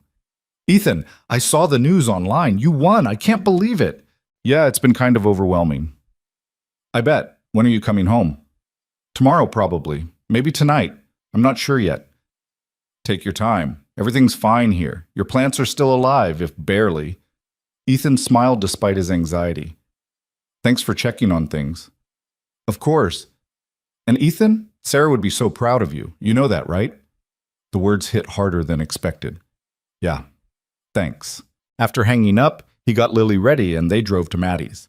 The coffee shop was exactly as advertised. Small, clean, tucked into a quiet street away from the main convention center area. Ethan found parking and turned to Lily. I need you to be really good for the next hour, okay? This is an important meeting. With the mean lady? She wasn't mean yesterday. She apologized, remember? Lily looked skeptical but nodded. Okay, but if she's mean today, I'm going to tell her. Fair enough. They went inside. The shop was quiet on a Wednesday morning, just a few people working on laptops and one older couple reading newspapers. And there, at a corner table away from the windows, was Claire Bennett. She looked different again. No corporate armor today, just jeans, a plain sweater, minimal makeup. She looked younger without all the professional styling, more human. She stood when she saw them approaching, and Ethan noticed she'd already ordered. 2 coffees sat on the table along with a hot chocolate and what looked like a cookie. I didn't know what your daughter would like, Claire said, gesturing at the hot chocolate. I took a guess. That's perfect, Ethan said, surprised. Thank you. They sat down in awkward silence. Lily grabbed the cookie without asking and started eating it while watching Claire with open curiosity. So, Claire said finally, I'm sure you're wondering why I wanted to meet. Little bit. She smiled without much humor. Honestly, I'm not entirely sure myself. After yesterday, after watching Marcus pull that stunt during your presentation, after seeing how I've been handling this whole situation. She paused. I couldn't sleep last night. I kept thinking about what you said when I tried to get you to leave before the competition. About actually working being more important than looking pretty. You remembered that? I remember most things people say to me. Occupational habit. Claire wrapped her hands around her coffee cup. The thing is, you were right. Velocity's entire business model is built on looking innovative without necessarily being innovative. We acquire promising technology, polish it, market it aggressively, and beat competitors through superior positioning rather than superior engineering. We're very good at it, but we're not actually building anything new. Ethan didn't know what to say to that, so he stayed quiet. And then you show up, Claire continued, with an engine you built alone in a garage that's legitimately better than anything my entire R&D department has produced in 5 years. And my first instinct wasn't to be impressed. It was to feel threatened, to find a way to discredit you or acquire your work before anyone realized how much better it was. Is that what this meeting is about, making an offer? No. She said it firmly. I mean, yes, eventually I'd like to discuss some kind of partnership or licensing arrangement, but that's not why I asked you here. I asked you here because I wanted to apologize properly, not just for mocking you, but for the entire system that made you feel like you had to prove yourself to people like me in the first place. Lily was watching this exchange like it was a tennis match, her head turning between them with each comment. I don't understand, Ethan said. Claire pulled something from her bag, a worn manila folder. She set it on the table and opened it, revealing what looked like handwritten engineering notes. But the handwriting wasn't hers. This was my father's, she said quietly. James Bennett. He worked at a parts manufacturing plant for 23 years. Never finished high school, but he was one of those people who could fix anything, understand how any machine worked just by looking at it. He had notebooks full of ideas for improvements to the production line. Better safety mechanisms, more efficient processes, innovations that could have saved the company money and protected workers. She touched the pages carefully, like they were fragile. He tried to show them to management multiple times. They ignored him, told him his job was to work the line, not redesign it. A few even mocked him for thinking a factory worker could understand engineering better than college-educated managers. Ethan was starting to understand where this was going. When I was 15, there was an accident on the line. A safety mechanism failed, the exact same mechanism my father had tried to fix years earlier. The machine caught his arm and... She stopped, swallowed. He died 3 days later from complications, and the company's official response was that he'd violated safety protocols, that it was his fault. I'm sorry, Ethan said quietly. I spent the next 15 years building Velocity specifically to prove that people like my father, people with actual talent and practical knowledge, weren't disposable. That innovation could come from anywhere, not just expensive universities and corporate research labs. But somewhere along the way, I became exactly what I was fighting against. I started judging people by appearances, by whether they fit the profile of what success is supposed to look like. I saw you get out of that rusted car with your daughter, and I assumed you were nobody, just like those managers assumed my father was nobody. She closed the folder carefully. So when I say I'm sorry, I'm not just apologizing for yesterday morning. I'm apologizing for becoming the kind of person who would have dismissed my own father if he'd shown up at my company with a brilliant idea. The coffee shop felt very quiet. Even Lily had stopped eating her cookie. "Why are you telling me this?" Ethan asked. "Because I want you to understand that when I eventually make you an offer, and I will make you an offer, because that engine is too important to ignore, it won't be coming from a place of wanting to acquire your work and bury it. It'll be coming from someone who genuinely believes people like you and my father are the real innovators, and that protecting your invention while helping it reach the market is the right thing to do." Ethan studied her face, looking for deception or manipulation. All he saw was exhaustion and something that looked like genuine regret. "I need to be honest with you," he said. "I don't trust easily, especially not corporations or executives or anyone who has more power in this situation than I do. Yesterday you mocked my car and implied I was wasting everyone's time. Today you're telling me about your father and talking about partnerships. I want to believe you're being sincere, but I've got a daughter to protect and an invention that could change our lives, and I can't afford to make the wrong call here." "That's fair," Claire said. "More than fair, actually. If I were in your position, I wouldn't trust me either. So what do you want from me?" "Nothing right now, just this conversation. Just the chance to be honest about where I'm coming from." She pulled out another piece of paper, this time a business card. "This is my direct number, not my assistant, not my office line. Me. When you're ready to talk business, call that number. I'll meet you anywhere you want, with whatever legal representation you want present, and we'll discuss terms. And if you decide you don't want to work with Velocity at all, that's fine too. I won't make it difficult. I won't send lawyers after you or try to tie you up in legal knots. You have my word on that."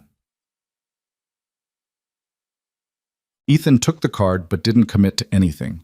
"I'm talking to a patent lawyer today, getting legal representation before I make any decisions." "Smart. That's very smart." Claire finished her coffee and stood. "I should let you go.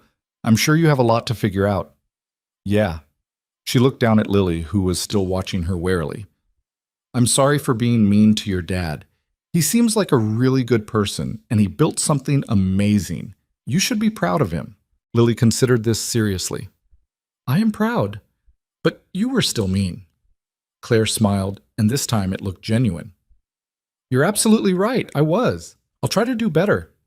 After she left, Ethan and Lily sat in silence for a minute. The hot chocolate was getting cold, but Lily was still working on the cookie. "Do you believe her?"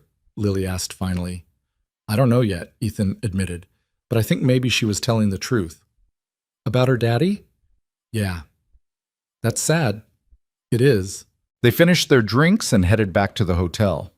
Ethan spent the rest of the morning returning phone calls, sorting through offers and interview requests, trying to build a picture of what his options actually were.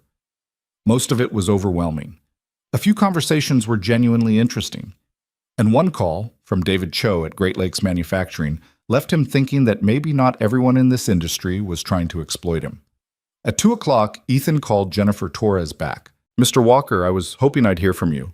I want to hire you if the offer's still open." "It is, and I think that's a very wise decision." Papers rustled in the background again.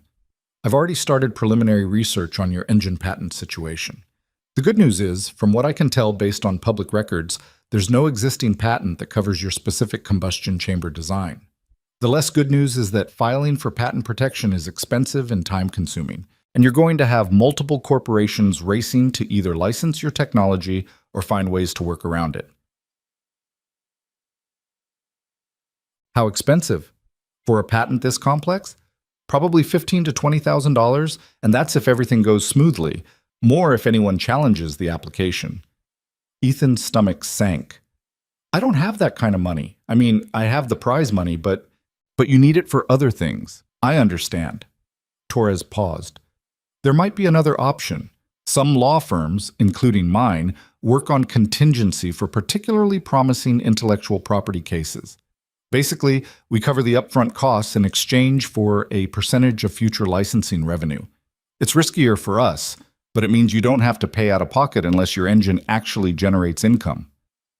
What percentage? Typically 15 to 20% of gross licensing fees for the first 5 years. After that, the patent is yours free and clear. Ethan did the math. If he licensed the engine and it generated significant revenue, 15% would be substantial. But if the alternative was not being able to protect his work at all, it was still better than nothing. What do you think I should do? Honestly, I think your engine has enough commercial potential that a contingency arrangement makes sense for both of us. But I also think you should get multiple opinions. Talk to other IP lawyers. Make sure you're comfortable with whoever you choose to represent you. I don't have time to interview a dozen lawyers. People are already calling with offers. I need protection now. Torres was quiet for a moment. All right, here's what I propose. Let me draft a basic non-disclosure agreement and a letter of representation. That gives you immediate protection and establishes that you have legal counsel. Then we'll work out the details of our arrangement over the next week. If at any point you're not comfortable with how things are going, you can terminate our agreement with 30 days' notice. Fair? Fair. Good. I'll have documents ready for you to review by tomorrow morning. In the meantime, keep not signing anything or sharing technical details. After hanging up, Ethan felt marginally better. At least he had someone in his corner who understood the legal landscape. But the underlying anxiety remained. This wasn't just about protecting an engine anymore. This was about navigating a world he didn't understand, making decisions that could affect his and Lily's entire future, trying not to get swallowed whole by forces much larger than himself. His phone rang again. This time it was a number he recognized, Robert Chen. Mr. Walker, I hope I'm not bothering you. Not at all. What can I do for you? I wanted to check in, see if you'd connected with Jennifer Torres. She's one of the best in the business. I did. We're moving forward with representation. Excellent. That's excellent. Chen sounded genuinely pleased. The other reason I'm calling is I wanted to give you some advice, engineer to engineer. You're about to get a lot of attention. Some of it will be positive, some will be people trying to take advantage of you, and some will be corporate interests genuinely threatened by what you've built. I'm starting to figure that out. I'm sure you are. But here's the thing most people don't tell you. The technology itself, as brilliant as your engine is only part of the equation. The other part is understanding what you actually want to accomplish, because that will determine which offers you take seriously and which ones you walk away from. What do you mean? Do you want to get rich? License your design to the highest bidder and cash out? Do you want to see your invention actually make it to market? Then you need a partner with manufacturing capability and distribution networks. Do you want to maintain control over your work? Then you need to be very careful about the terms of any agreement you sign. All of those are legitimate goals, but they require different strategies. Ethan hadn't thought about it in those terms. I don't know what I want. I just built an engine. I didn't plan for any of this. I know, and that's okay, but you need to figure it out soon because people are going to start making you offers with very specific terms, and you won't be able to evaluate them properly unless you know what your priorities are. They talked for another 20 minutes. Chen walked Ethan through different licensing models, explained the pros and cons of exclusive versus non-exclusive agreements, outlined what manufacturing partnerships typically looked like. It was dense information, and Ethan's head was spinning by the end, but it helped him start to see the shape of his options. After that call ended, Ethan sat down with his notebook and tried to answer Chen's question. What did he actually want? He wanted Lily to be secure. That was non-negotiable. Whatever he did, it couldn't disrupt her life so completely that she lost the stability she needed. He wanted Sarah's memory honored. The engine was his promise to her, his way of proving that her death hadn't destroyed him. Selling it off to be buried or watching it get twisted into something unrecognizable would feel like breaking that promise. He wanted to matter. That was the hardest one to admit, but it was true. He wanted proof that his life amounted to something more than just surviving. That the years of midnight work and grinding poverty and endless grief had led somewhere meaningful. Beyond that, he honestly didn't know. Getting rich sounded nice in theory, but didn't feel like a real priority. Control over his invention mattered, but he was realistic enough to know that bringing complex technology to market required resources he didn't have.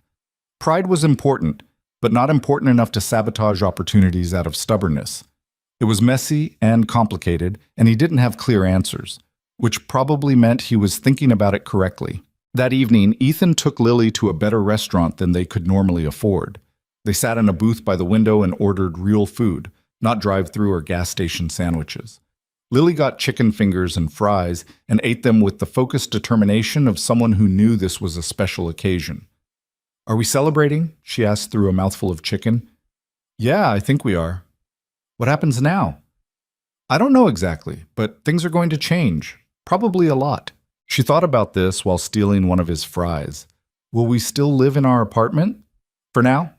Maybe eventually we can get somewhere better." "I like our apartment." "Me too. But wouldn't you like having your own room, not having to share with all my tools and engine parts?" She shrugged. "I guess, but only if we can bring Mr. Chen with us." "Mrs. Chen or the stuffed rabbit?" "Both," Ethan smiled. "Deal." They finished dinner and drove back to the hotel. Tomorrow, they'd go home. Tomorrow, the real work of figuring out what came next would begin. But tonight, Ethan let himself just be a father having dinner with his daughter, celebrating something they'd accomplished together, even if she didn't fully understand what it meant. His phone buzzed one more time before bed. A message from Claire Bennett. "I meant what I said this morning. When you're ready to talk, I'm ready to listen. No pressure, no games, just an honest conversation about how we might work together. Take care of yourself and your daughter." Ethan saved the message and set his phone aside. He still didn't entirely trust Claire Bennett, but he was starting to think that maybe he didn't have to trust her completely to work with her. Maybe trust was something you built incrementally through actions and follow-through, not something that existed or didn't exist in binary terms. And maybe that was okay. Maybe navigating this new reality meant learning to work with people whose motivations were complicated, whose pasts were messy, whose present actions were trying to be better than their previous ones. The world wasn't divided into purely good and purely evil people. It was full of humans trying to do right while carrying their own damage and fighting their own battles. Claire Bennett was one of those humans. So was Marcus Hendricks, probably, even if his damage manifested in uglier ways. So was Ethan himself, still carrying grief and fear 3 years after Sarah's death, still trying to figure out how to be both a good father and a person with his own ambitions. Before turning out the lights, Ethan pulled out his phone one more time and opened the photo album. Sarah smiled back at him from the screen, frozen in a moment from 4 years ago, before the cancer diagnosis, before everything changed. He hadn't looked at these pictures in months. It hurt too much usually. But tonight, it felt right. Like she was there with him, seeing what he'd accomplished, knowing he'd kept his promise. "I did it," he whispered to the empty hotel room. "I don't know what comes next, but I did it." Lily was already asleep. Ethan sat in the chair by the window, watching the Detroit skyline and trying to imagine their future. It was vast and uncertain and terrifying. But for the first time in 3 years, it also felt like it might be something more than just survival. It might actually be a life. Morning came with the sound of Ethan's phone ringing at 7:30. He'd been awake for an hour already, staring at the ceiling and running through scenarios he couldn't control. The caller ID showed Jennifer Torres. "Good morning, Mr. Walker. I hope I'm not calling too early." "I was up already." "Good. I wanted to catch you before things got chaotic. I've been monitoring industry channels since yesterday, and you're generating significant buzz. Several major publications are running stories about your win. Social media is picking it up, and I've already fielded 3 calls from corporate attorneys asking if you have representation." Ethan sat up, careful not to wake Lily. "What did you tell them?" "That you do, and all communications need to go through me. I've also drafted those documents I mentioned, NDA and letter of representation. I'm sending them to your email now. Review them when you can, sign electronically, and send them back. That gives us a legal framework to operate from." "Okay, I can do that." "One more thing. You should know that Velocity Automotive issued a press statement this morning." Ethan's stomach tightened. "What kind of statement?" "Let me read it to you." Velocity Automotive congratulates Ethan Walker on his innovative combustion engine design and his well-deserved victory at the Detroit International Automotive Innovation Summit. While preliminary analysis suggested potential similarities to Velocity's proprietary research, further review has confirmed that Mr. Walker's work is genuinely independent and represents a significant contribution to the field. Velocity looks forward to potential collaboration opportunities as this technology develops. The relief was immediate and physical. They're backing off? Appears so. This is Claire Bennett doing damage control, probably. That accusation from her research director was bad press for everyone involved. This statement tries to walk it back without admitting they were wrong. Does this mean I'm safe from legal action? From Velocity? Probably. But this is going to attract attention from other companies who might have their own concerns about IP protection. The patent filing becomes even more critical now. Can you meet me at my office this afternoon? We should go through the application process in detail. They set a time for 2 o'clock. After hanging up, Ethan found the email Torres had sent and read through the documents carefully. The language was dense but clear, standard legal protection establishing attorney-client privilege and outlining the terms of their working relationship. He signed both electronically and sent them back. Lily woke up asking when they were going home. Ethan promised her they'd leave Detroit by evening, after he handled a few final meetings. She accepted this with visible reluctance, already tired of hotel rooms and unfamiliar places. They checked out at 9 and loaded their bags into the Dodge. Ethan had the morning free before his meeting with Torres, and he spent it driving aimlessly around Detroit with Lily, showing her the parts of the city that weren't convention centers and corporate headquarters. Old neighborhoods where he'd grown up. The library where he'd spent countless hours reading engineering textbooks after Sarah died. The diner where they used to go for breakfast on weekends when money was less tight. Why are we looking at old places? Lily asked. Just remembering, I guess. Things are going to be different now. Wanted to see where we came from before we figure out where we're going. She seemed satisfied with that explanation and went back to watching the city pass by her window. At noon, they stopped for lunch at a small restaurant Ethan remembered from years ago. The food was better than he expected and cheaper than the tourist places near the convention center. They sat in a booth that had probably been there since the 70s, eating sandwiches and not talking much. Comfortable silence that came from knowing each other well enough that conversation wasn't always necessary. Ethan's phone had been buzzing constantly all morning. More interview requests. More business inquiries. A surprising number of messages from people claiming to be old friends or distant relatives, suddenly interested in reconnecting.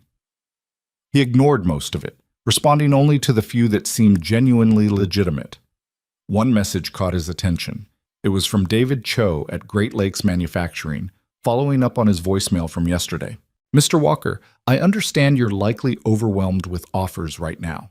I wanted to reiterate that Great Lakes is genuinely interested in working with you in a way that respects your vision and protects your ownership.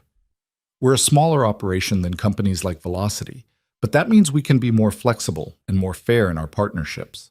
I'd love to set up a meeting to discuss possibilities. No pressure, no obligation. Just a conversation between engineers who care about good work. Something about the tone felt different from the other corporate inquiries. Less aggressive, more genuine. Ethan saved the message to follow up on later. At 1:30, they drove to Jennifer Torres's office. It was located in a modest building downtown, far from the gleaming corporate towers that housed the major automotive firms. The lobby was clean but worn, and the elevator made concerning noises on the way up to the 3rd floor. Torres's office itself was small but organized.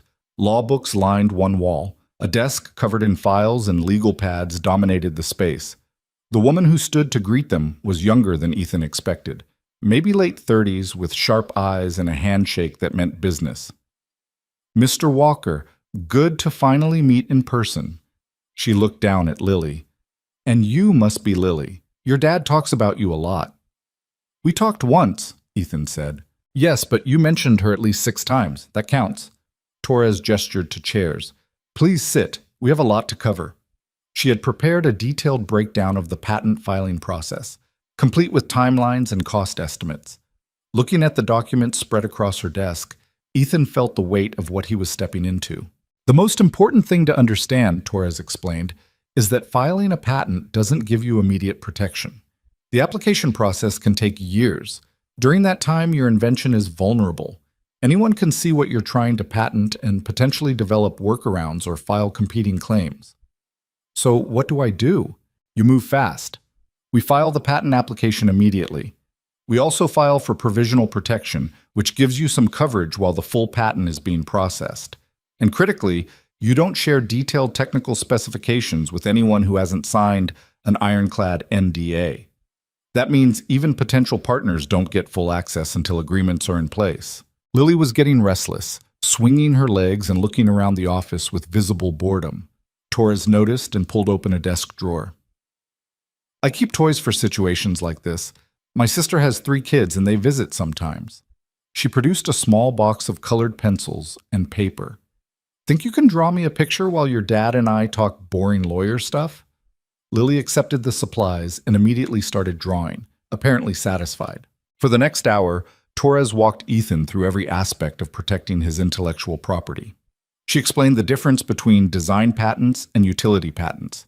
She outlined strategies for dealing with potential infringement. She discussed licensing models and royalty structures, and all the complex machinery that turned an invention into actual income. Ethan's head was swimming by the end of it. This is more complicated than building the engine was. That's because engineering has clear rules, Torres said. Law is just people arguing about what words mean. But the good news is, you don't have to understand all of it. That's what you're paying me for. You focus on the engineering. I'll focus on making sure nobody screws you over legally. What about the cost? You said $15,000 to $20,000 for the patent filing. I have $25,000 in prize money, but that's supposed to be for paying off medical debt and the contingency arrangement I mentioned. I've reviewed your engine design and the market potential. I'm willing to cover the upfront costs in exchange for 15% of licensing revenue for the first 5 years. After reviewing comparable technologies, I think that's fair to both of us. Ethan did the mental calculation. If the engine generated significant licensing income, 15% would be substantial. But it also meant Torres had skin in the game, an incentive to protect his interests aggressively. What if it doesn't generate much revenue? What if nobody wants to license it? Then I eat the cost. That's the risk I'm taking, but honestly, I think you're going to do very well. What you've built is legitimately revolutionary. Companies are going to want it. They spent another 30 minutes hammering out the details of their agreement. Torres explained everything in plain language, made sure Ethan understood exactly what he was agreeing to, never rushed him through sections he wanted to review more carefully. By the time they were done, Ethan felt reasonably confident he wasn't being taken advantage of. One last thing, Torres said as they were wrapping up. I've already started getting calls from potential partners wanting to discuss licensing. I'd like your permission to do preliminary screening. I can filter out the obvious bad actors and set up meetings with companies that seem legitimate. Would that be helpful? Very helpful. I don't even know how to evaluate most of these offers. That's normal. Nobody does it first. But we'll figure it out together. She glanced at the drawing Lily had been working on. Can I see what you made? Lily held up her picture proudly. It showed a stick-figure man standing next to a car that was covered in what appeared to be flowers, or possibly explosions. It was hard to tell. That's beautiful, Torres said seriously. Is that your dad? Yeah, and his engine. It's supposed to be special. It is special. Your dad is very talented. Lily beamed. Torres caught Ethan's eye and smiled, and he realized that she understood something most lawyers probably didn't, that how you treated his daughter mattered as much as the legal expertise you provided. They left the office at 4 o'clock with a plan in place. Torres would handle the patent filing and preliminary partner screening. Ethan would return home, get back to normal life as much as possible, and wait for the legal machinery to start turning. It wasn't exciting, but it felt solid, professional. Like maybe this wasn't going to be the disaster he'd feared. The drive home took 3 hours. Lily fell asleep within 30 minutes, exhausted from days of disrupted routine and unfamiliar places. Ethan drove through the late afternoon light, the Dodge running smooth and perfect, the engine that had changed everything humming beneath the hood. His phone rang as he was merging onto the highway. The caller ID showed a Detroit number he didn't recognize. He almost didn't answer, then decided he might as well. Mr. Walker? The voice was unfamiliar. This is Richard Ashford. I'm the executive producer for Great Lakes Technical Report. We're a documentary series that covers innovations in automotive and aerospace engineering. I attended your presentation at the summit, and I'd love to discuss featuring your engine in an upcoming episode. I'm not really interested in publicity right now, Ethan said carefully. I understand, but this wouldn't be tabloid coverage. We focus on the actual engineering, the problem-solving process, the technical innovations. Our audience is primarily other engineers and serious enthusiasts. It's the kind of exposure that builds credibility in the field rather than just generating headlines. Ethan thought about it. Torres had mentioned that credibility mattered, that being taken seriously by other engineers would help when it came to licensing negotiations. Can you send me information about the show? I'll review it and get back to you.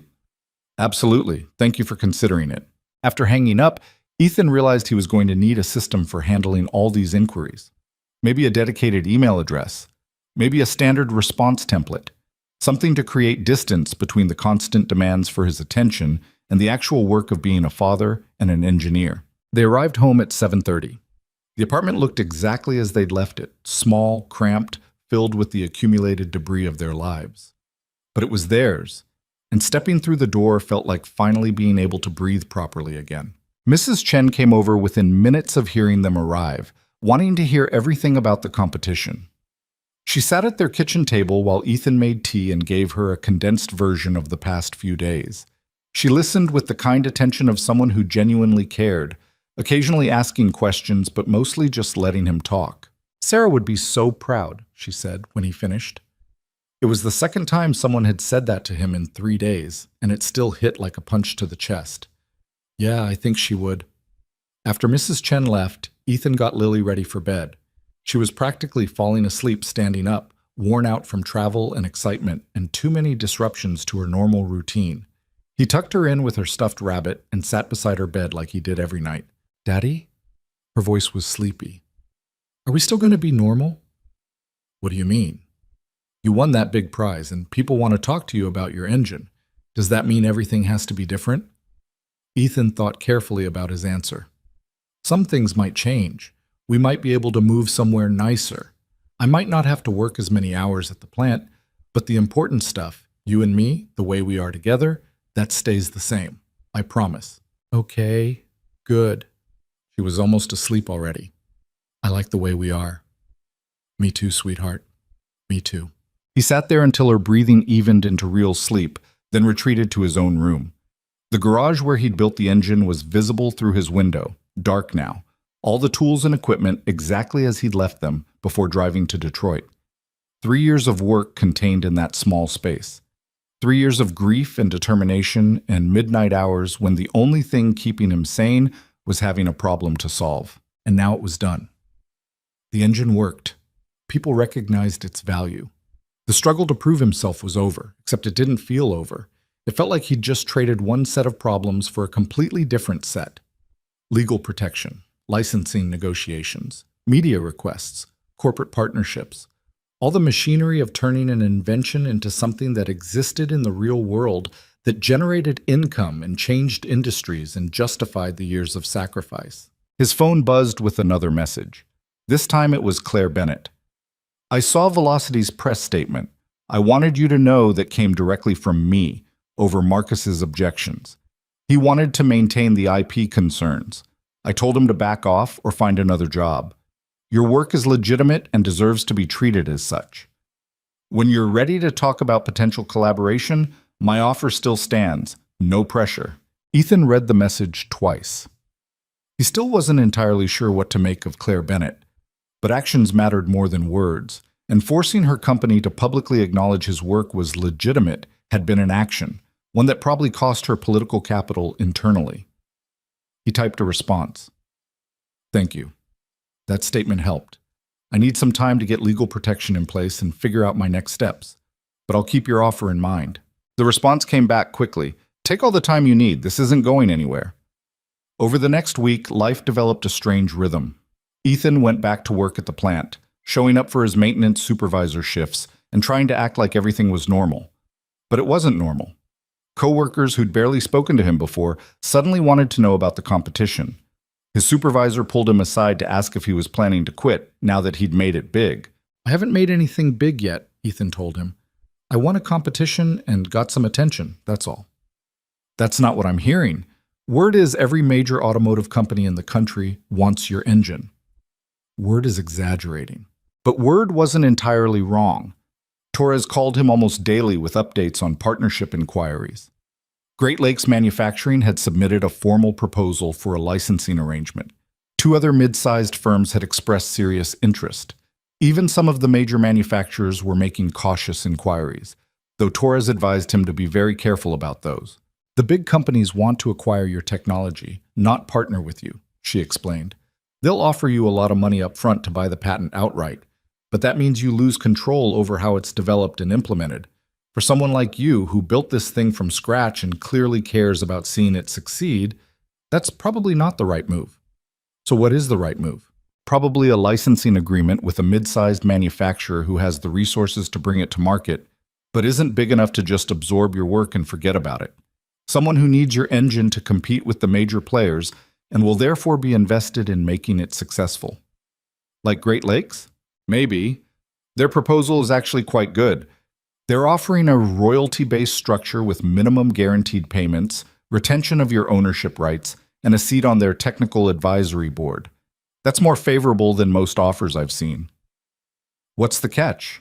The catch is they're smaller, less manufacturing capacity, longer timeline to bring the engine to market.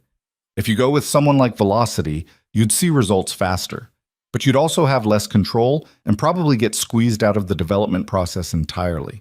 Ethan thought about Claire's office, her story about her father, the exhaustion in her eyes when she admitted she'd become what she was fighting against. What if Velocity is different? What if they actually want to do right by this? Then they'll prove it through their contract terms. Talk is cheap. Legal agreements are what matter. 10 days after returning from Detroit, Ethan got a call from an unfamiliar number. He almost didn't answer. He'd been screening calls aggressively to maintain some semblance of normal life, but something made him pick up. Mr. Walker, this is Martin Hayes from the National Engineering Foundation. I'm calling because we'd like to invite you to speak at our annual innovation conference in Chicago next month. I'm not really a public speaker, Ethan said. You don't need to be. We're looking for people who have genuinely innovative work to share, not professional presenters. Your combustion engine design represents exactly the kind of independent innovation we want to highlight. The conference draws engineers from across the country, including many who work in technology commercialization. It would be excellent exposure for your work. Ethan thought about it. More exposure meant more opportunity, but it also meant more time away from Lily, more disruption to their lives. Can I think about it? Of course, but I should mention that we cover all travel expenses and provide an honorarium of $5,000 for speakers, and you'd be welcome to bring your daughter if that makes the trip easier. $5,000. That was more than Ethan made in a month at the plant, and if Lily could come, it wouldn't mean leaving her behind. Let me talk to my lawyer and get back to you. Absolutely, take your time. After hanging up, Ethan realized that this was becoming his life now. Constant decisions about opportunities he'd never imagined having, weighing trade-offs between exposure and privacy, between income and stability, between proving himself and protecting the quiet life he'd built with his daughter. That evening, Lily asked him if they could go back to the garage and work on something together. She missed the routine of watching him tinker with engines while she did homework or drew pictures. Ethan realized he missed it too. The simplicity of having a mechanical problem to solve instead of legal and business problems he barely understood. They spent 2 hours in the garage that night. Ethan taught Lily how to check oil levels properly, how to identify different engine components, how to read a basic schematic. She absorbed everything with the focused attention she brought to things that interested her. Watching her lean over the workbench, asking questions about how things worked, Ethan felt something settle in his chest. This was what mattered. Not the competition or the prize money or the business opportunities. This. Teaching his daughter, passing on knowledge, building something together in a cluttered garage while the world outside made demands he wasn't ready to meet. His phone buzzed. Jennifer Torres. Quick update. Great Lakes has revised their offer based on feedback I gave them. The royalty percentage is better, and they've added a clause guaranteeing you approval rights on any major design modifications. This is getting very close to an agreement I'd be comfortable recommending. What about Velocity? Have they made a formal offer? Not yet. Claire Bennett has requested a meeting, but they haven't put anything in writing. Do you want to meet with her before making a decision on Great Lakes? Ethan watched Lily carefully cleaning a wrench she'd been using, her tongue poking out slightly in concentration. Yeah, I think I do. Set it up. Are you sure? You don't owe them anything. I know, but I want to hear what she has to say. Torres agreed to arrange a meeting for the following week. After hanging up, Ethan helped Lily finish cleaning the tools and put everything away properly. They walked back to the apartment together, her small hand in his, talking about nothing important. Inside, Lily went straight to her homework while Ethan started dinner. The routine was comforting, normal, everything the past 2 weeks hadn't been. But normal was changing whether he wanted it to or not. The calls kept coming. The opportunities kept presenting themselves. The life he'd built in the aftermath of Sarah's death, quiet, contained, focused entirely on survival and Lily's well-being, was cracking open to reveal something bigger and more complicated underneath. The question was whether he had the courage to step into that bigger life, or whether the smart thing to do was take the best offer, cash out, and retreat back into safety and simplicity. Standing in their tiny kitchen, watching Lily work through math problems at the table that wobbled unless you put a folded napkin under one leg, Ethan didn't have an answer yet. But he was starting to think that maybe the point wasn't having all the answers. Maybe the point was just showing up, doing the work, and trusting that the path would become clear as he walked it. Sarah used to say that. When the cancer diagnosis came and they didn't know how to handle it, when the treatment options were all terrible in different ways, when the future looked like nothing but darkness and pain, she'd take his hand and say that they didn't need to see the whole path. They just needed to take the next step. He'd taken the next step then, and the next one after that, all the way through her death and the grief that followed and the long process of learning to function again.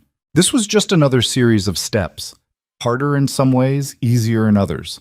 But still, just one step at a time, one decision at a time, one day at a time. Lily looked up from her homework. Daddy, what's 7 times 8?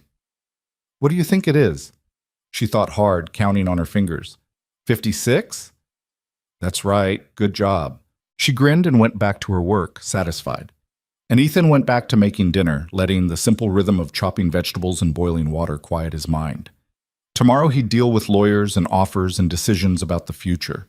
Tonight he was just a father making dinner for his daughter in a cramped kitchen, and that was enough. The meeting with Claire Bennett was scheduled for a Wednesday afternoon at a neutral location, a conference room in Jennifer Torres's office building. Ethan had asked Torres to be present for the entire conversation, not just as his lawyer, but as a witness to whatever was about to unfold.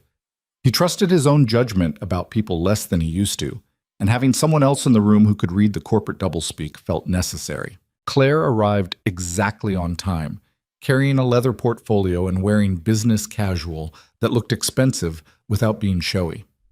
She shook Torres's hand first, then Ethan's, and took a seat across the table from them without any of the commanding presence she'd projected at the competition. If anything, she looked nervous. Thank you for agreeing to meet, Claire said. I know you're considering other offers. I appreciate you giving Velocity a chance to present ours. Let's hear it, Ethan said. Claire opened her portfolio and pulled out a bound document. This is a partnership proposal, not an acquisition offer. The distinction matters. We're not asking to buy your patent or hire you as an employee.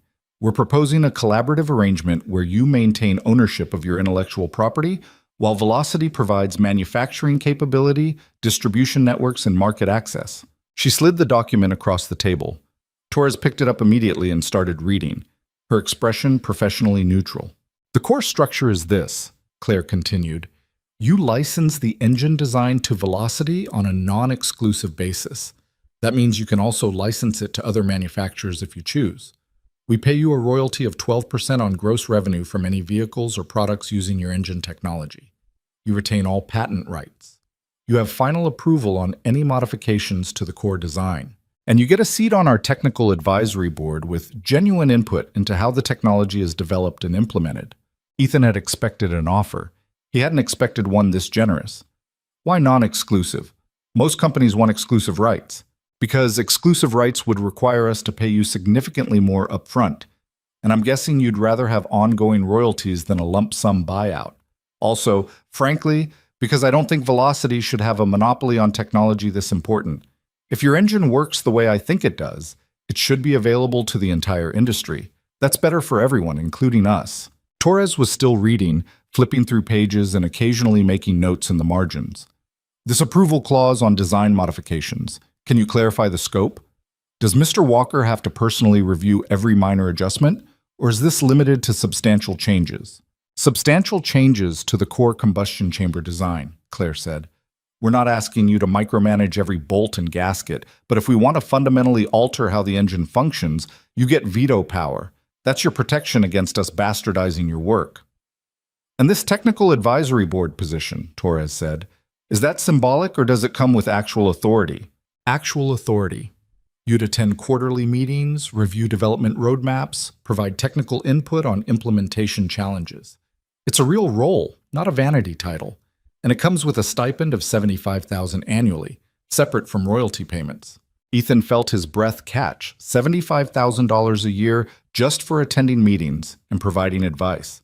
That was more than he made at the plant, and it was in addition to royalties that could potentially be much larger. Torres caught his eye and gave a small shake of her head. Don't react yet. Stay neutral. What's the catch? Ethan asked, forcing his voice to stay level. The catch is that this only works if the engine performs as well in mass production as it did in your prototype. We'd need to do extensive testing and validation before committing to full-scale manufacturing. That process could take a year or more. During that time, you'd be receiving the advisory stipend but no royalties. If testing reveals problems we can't solve, the deal terminates, and you keep everything you've been paid up to that point.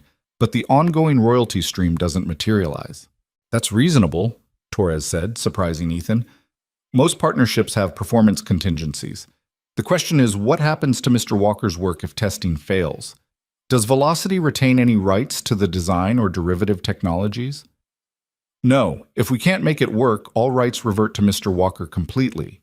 We'd be required to destroy any proprietary information related to the engine and sign documents confirming we won't pursue any competing technologies based on his design. Torres made more notes. I'll need to review this thoroughly before making a recommendation, but on the surface, it's more favorable than most corporate partnership agreements I've seen. Claire looked directly at Ethan. I meant what I said after the competition. This isn't about acquiring your technology and burying it. It's about bringing something genuinely innovative to market in a way that respects where it came from. Your engine represents the kind of engineering my father would have appreciated. I don't want to be the person who destroys that just to protect Velocity's market position. Your research director didn't seem to share that perspective, Ethan said quietly. Marcus Hendricks doesn't work for Velocity anymore. I fired him 2 days after the competition. What he did during your presentation was unprofessional and potentially legally actionable. I won't have people like that representing my company. The bluntness surprised Ethan. You fired him over that? I fired him because he went behind my back to sabotage a competitor instead of focusing on making our own work better. That's not how I want Velocity to operate. If we can't compete on the merits of our engineering, we don't deserve to win. Torres closed the proposal document. Ms. Bennett, can you give us the room for a few minutes? I'd like to discuss this with my client privately. Of course. Claire stood and gathered her materials. I'll be in the lobby. Take all the time you need. After she left, Torres turned to Ethan with an expression he couldn't quite read. This is a good offer. Surprisingly good, actually. The non-exclusive licensing, the approval rights, the advisory position, these are all things I would have negotiated for if she hadn't included them up front. So I should take it? I didn't say that. You still have the Great Lakes proposal, which has its own advantages. They're offering a slightly higher royalty rate and faster timeline to market. The question is, what matters more to you, maximum financial return or working with someone who seems genuinely committed to honoring your vision for this technology? Ethan thought about Claire's story about her father, about the engineering notebooks full of ideas that nobody took seriously until it was too late. He thought about her exhaustion at the competition, the way she'd looked when she admitted she'd become what she was fighting against. Can I trust her? He asked. That's not a legal question. That's a human question, and I can't answer it for you. Torres softened slightly. But I can tell you that this offer is structured in a way that limits her ability to screw you over even if she wanted to. You retain ownership. You have approval rights. The licensing is non-exclusive. Those are real protections. So the question isn't whether you trust her completely. It's whether you trust her enough to work together within a framework that protects both your interests. What would you do? Torres smiled. I'd probably go with Great Lakes. They're safer, more predictable, less complicated. But I'm a lawyer. I like safe and predictable. You're an engineer who spent 3 years building an engine in your garage while raising a daughter alone. Safe and predictable clearly isn't your style. They talked through the details for another 20 minutes, weighing pros and cons, discussing contingencies and risk scenarios. Eventually, Torres called Claire back in. We're interested, Torres said, but we need to make some modifications to the terms before Mr. Walker can agree. Specifically, we want a minimum guaranteed royalty payment during the testing phase, clear timelines for each stage of the validation process, and an escalation clause if the engine exceeds performance targets. That's reasonable, Claire said. I can bring those changes to our legal team. How soon do you need a revised proposal? End of the week. Mr. Walker has another offer he's considering, and we need to move forward with one or the other soon. They shook hands and Claire left, promising to have revised documents by Friday. After she was gone, Ethan sat in the conference room feeling like he'd just navigated something treacherous without quite understanding all the dangers. Did we just commit to working with her? He asked. We committed to continuing the conversation, that's all. You can still back out any time before you sign the final contract. Torres started packing up her materials. But between you and me, I think she's being sincere. That offer was too generous to be a trick. She could have lowballed you and negotiated up from there. Instead, she came in with terms that are actually fair. That suggests she wants this partnership to work long-term, which means she needs you to feel good about it. Ethan drove home feeling cautiously optimistic for the first time in weeks. The path forward wasn't completely clear yet, but it was starting to take shape. He could see possibilities that didn't involve getting exploited or losing control of his work or sacrificing his relationship with Lily for the sake of business success. That evening, he picked Lily up from Mrs. Chen's apartment where she'd been doing homework and told her they needed to have a serious talk. Am I in trouble? She asked immediately. No, nothing like that. I just need to explain what's happening with the engine and how it might change things for us. They sat at the kitchen table and Ethan laid it out as simply as he could. Companies wanted to build his engine and put it in cars. That meant he might make enough money that he could quit his job at the plant, spend more time with her, maybe move somewhere nicer. But it also meant he'd have to travel sometimes for meetings and presentations. It meant their life would be different. Lily listened with the serious expression she wore when trying to understand adult things. Different bad or different good? Hopefully different good, but I can't promise everything will be perfect. Change is always scary. Will you still be home for dinner? The question hit him harder than expected. Most nights, yeah. I'm not going to become the kind of dad who's never around. That's not negotiable. Okay? She thought for a moment. Can we still work in the garage together? Absolutely. That's not changing. Then I think different is okay. It was that simple for her. As long as the core things stayed stable, dinner together, time in the garage, her dad being present, the other changes were tolerable. Ethan wished he could match that simplicity, but adult complications made everything harder. The revised proposal from Velocity arrived Friday afternoon. Torres reviewed it immediately and called Ethan with her assessment. They incorporated all our changes. The minimum guaranteed payment during testing is fair, the timelines are clearly defined, and the escalation clause is actually better than what I asked for. I think this is as good as this deal is going to get. What about Great Lakes? Should I tell them I'm going a different direction? Not yet. Let me reach out and see if they want to make a final competing offer. Give them one more chance to sweeten their terms.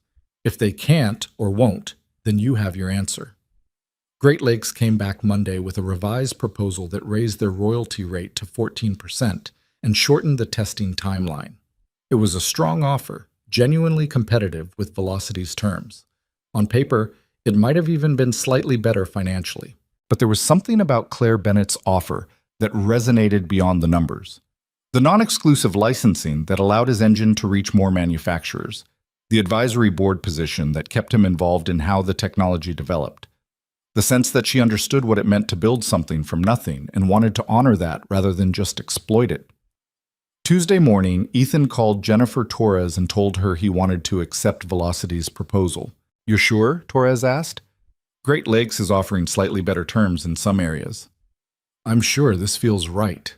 "All right, I'll draw up the final contracts and schedule a signing meeting. This is going to change your life, you know. Once this goes through and manufacturing starts, you're going to be significantly wealthier than you are now.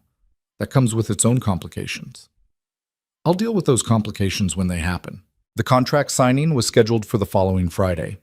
Ethan took the day off work and made arrangements for Lily to stay with Mrs. Chen. This felt like something he needed to do alone, without the distraction of keeping a 6-year-old entertained during legal proceedings. The meeting took place at Velocity's corporate headquarters, a modern glass building that made Ethan feel underdressed despite wearing the best clothes he owned. Claire met him in the lobby personally, shook his hand, and escorted him to a top-floor conference room with views of the Detroit skyline. The legal team was already assembled: 3 attorneys from Velocity, Jennifer Torres representing Ethan, and a notary to make everything official. They spent 2 hours going through the contract page by page, clarifying terms, answering questions, making sure everyone understood exactly what they were agreeing to. Finally, they reached the signature page. Ethan picked up the pen and paused. "This is real?" he said. "This is actually happening?" "It's real," Claire said. "You built something extraordinary. Now we get to help bring it to the world." Ethan signed his name. Claire signed hers. The lawyers witnessed and the notary stamped, and suddenly it was done. 3 years of work in a garage distilled into a legal agreement that would reshape his entire life. There was champagne afterward, which felt surreal. Ethan stood in Velocity's conference room drinking expensive champagne with corporate executives and lawyers, talking about manufacturing timelines and market projections, trying to process the fact that this was his life now. Claire pulled him aside while the others were discussing technical details. "I want you to know that I take this partnership seriously. Your engine is going to be treated with the respect it deserves. And if at any point you feel like we're not living up to that commitment, you call me directly. Not my assistant, not the legal team. Me. Understood?" "Understood." "Good." She smiled, and it looked genuine. "Welcome to Velocity, Mr. Walker. I think we're going to do great work together." The next few months passed in a blur of activity that Ethan struggled to keep up with. Testing began immediately, with Velocity's engineering team running his engine through validation protocols that were far more rigorous than anything he'd been able to do in his garage. The results exceeded expectations. The combustion efficiency held up under stress testing. The emissions stayed low across all operating conditions. The power output remained consistently higher than comparable displacement engines. Ethan attended the quarterly advisory board meeting and discovered that Claire hadn't been exaggerating about it being a real role. The other board members, veteran engineers from various automotive specialties, treated him as a peer, asked his opinion on technical challenges, listened when he pushed back on proposed design modifications that would have compromised the engine's core innovations. The stipend started arriving in his bank account, $75,000 a year, paid quarterly. The first payment of $18,750 showed up on a Tuesday morning, and Ethan stared at his bank balance for a full minute trying to convince himself it was real. He gave notice at the plant. His supervisor wasn't surprised, but seemed genuinely disappointed to lose him. Several coworkers asked if he could get them jobs at Velocity now that he was connected. Ethan explained that it didn't work that way, that he was a consultant, not an employee, that he had no hiring authority. Most of them didn't believe him. The National Engineering Foundation Conference in Chicago turned out to be a bigger deal than Ethan had realized.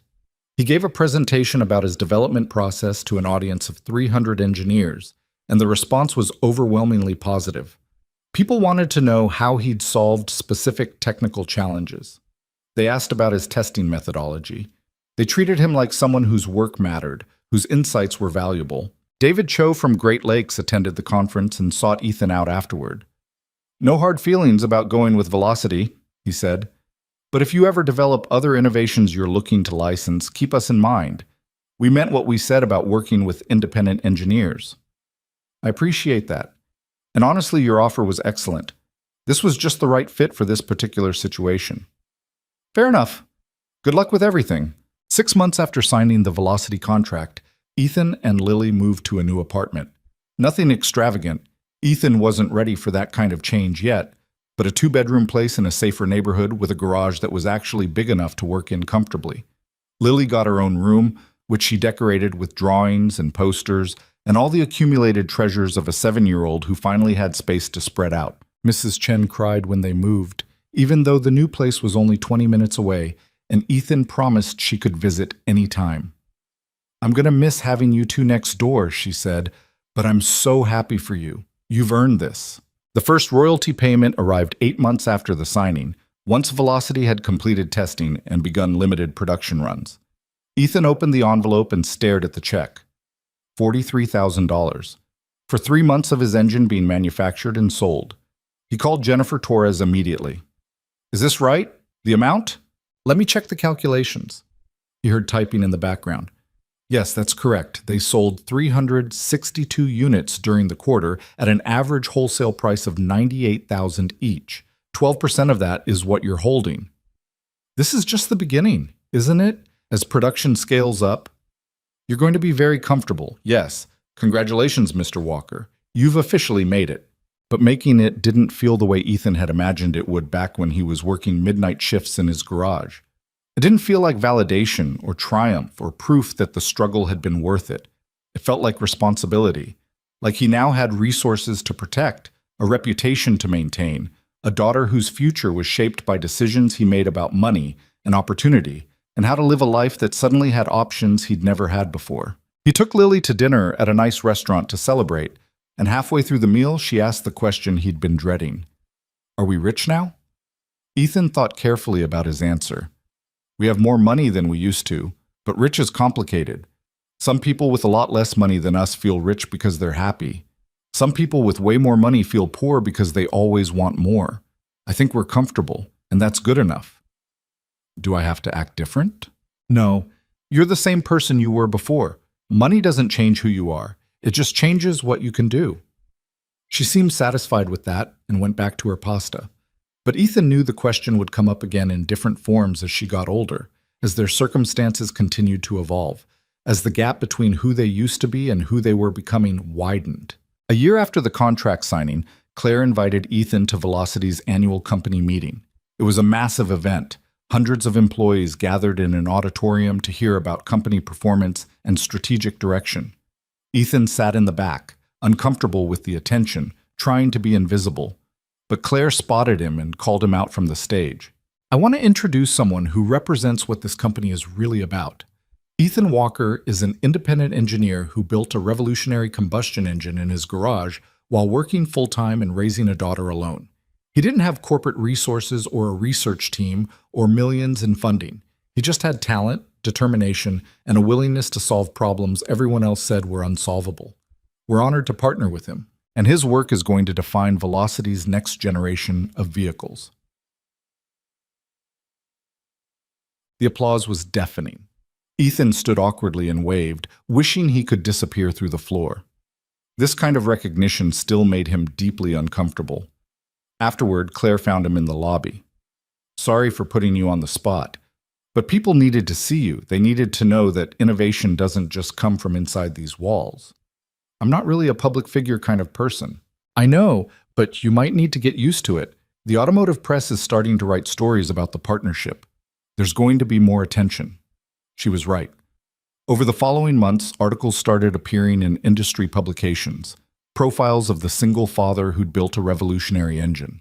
Analyses of what his technology meant for the future of automotive efficiency. Speculation about whether other independent engineers would follow his path. Most of it was positive, but some wasn't.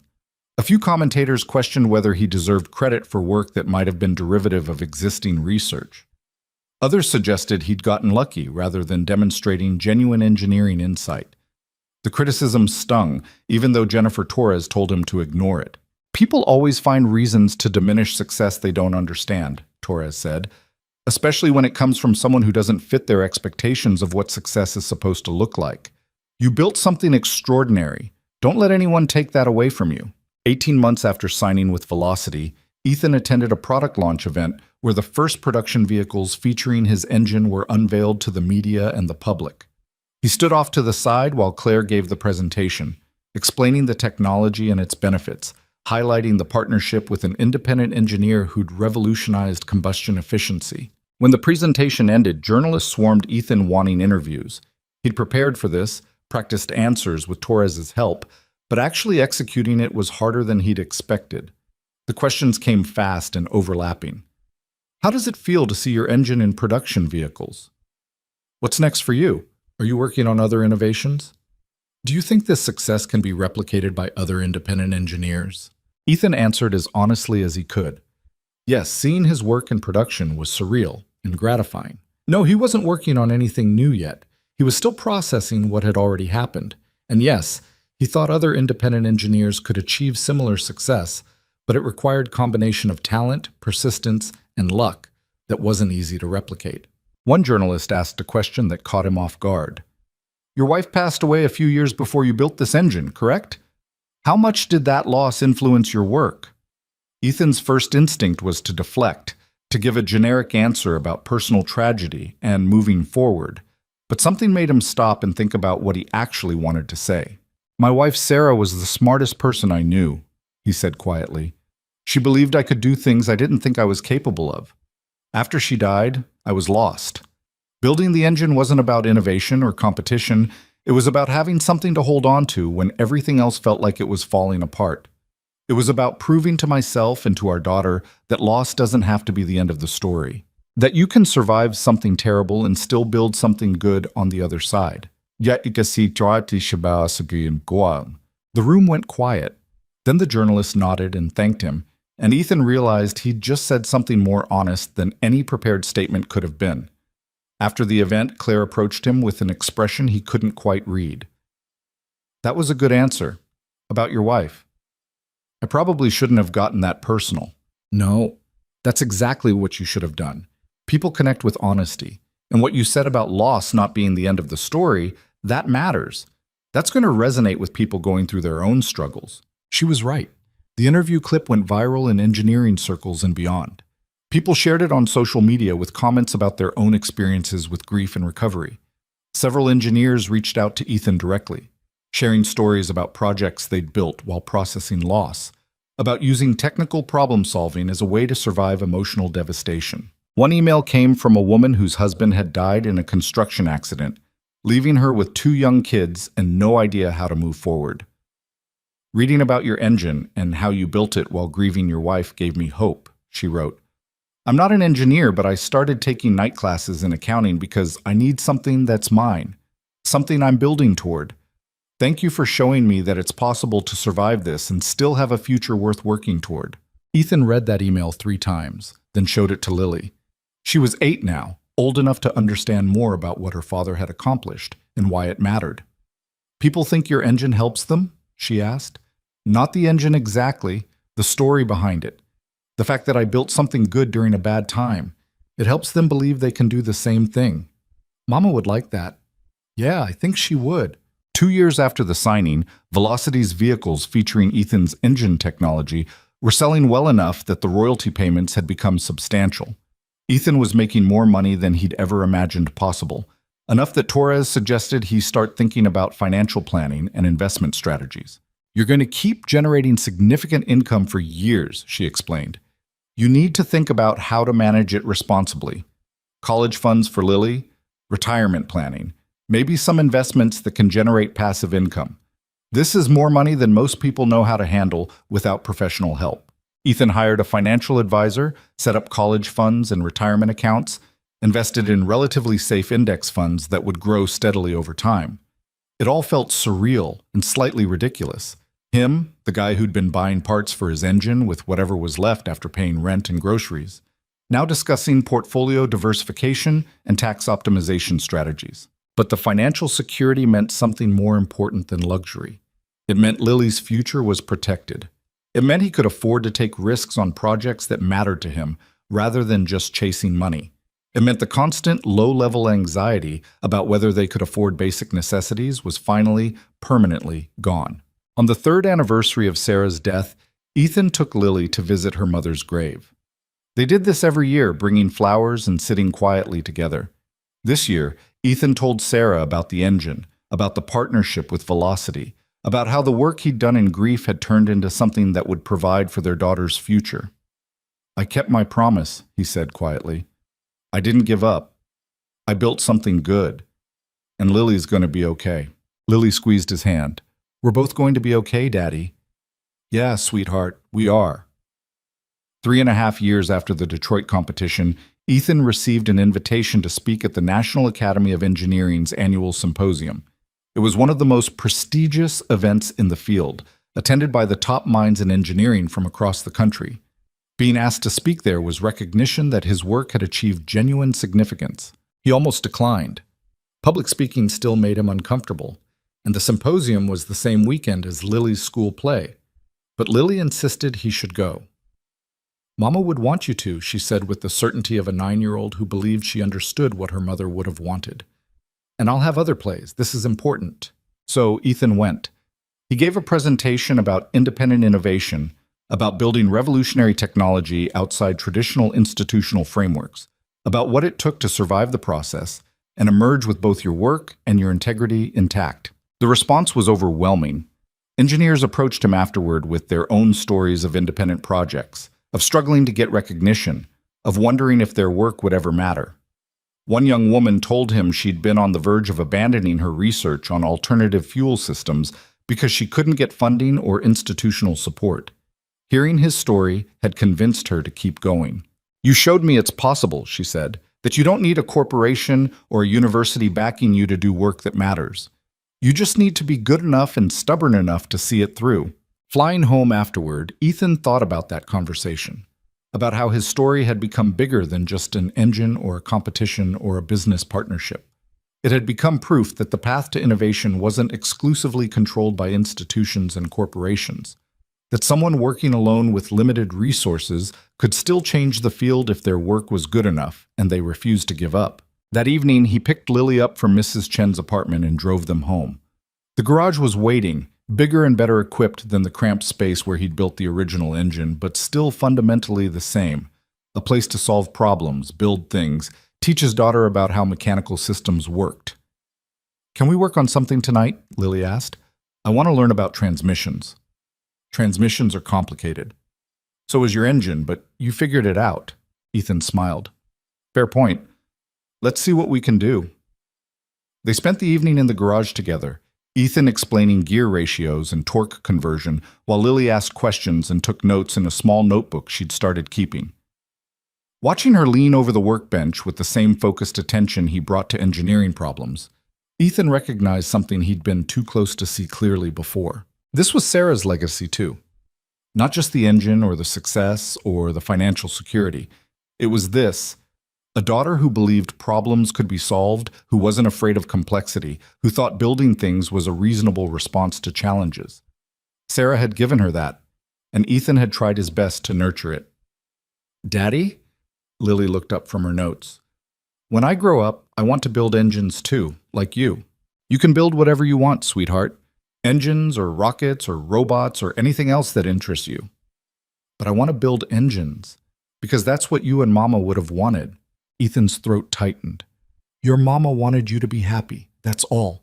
If engines make you happy, then build engines.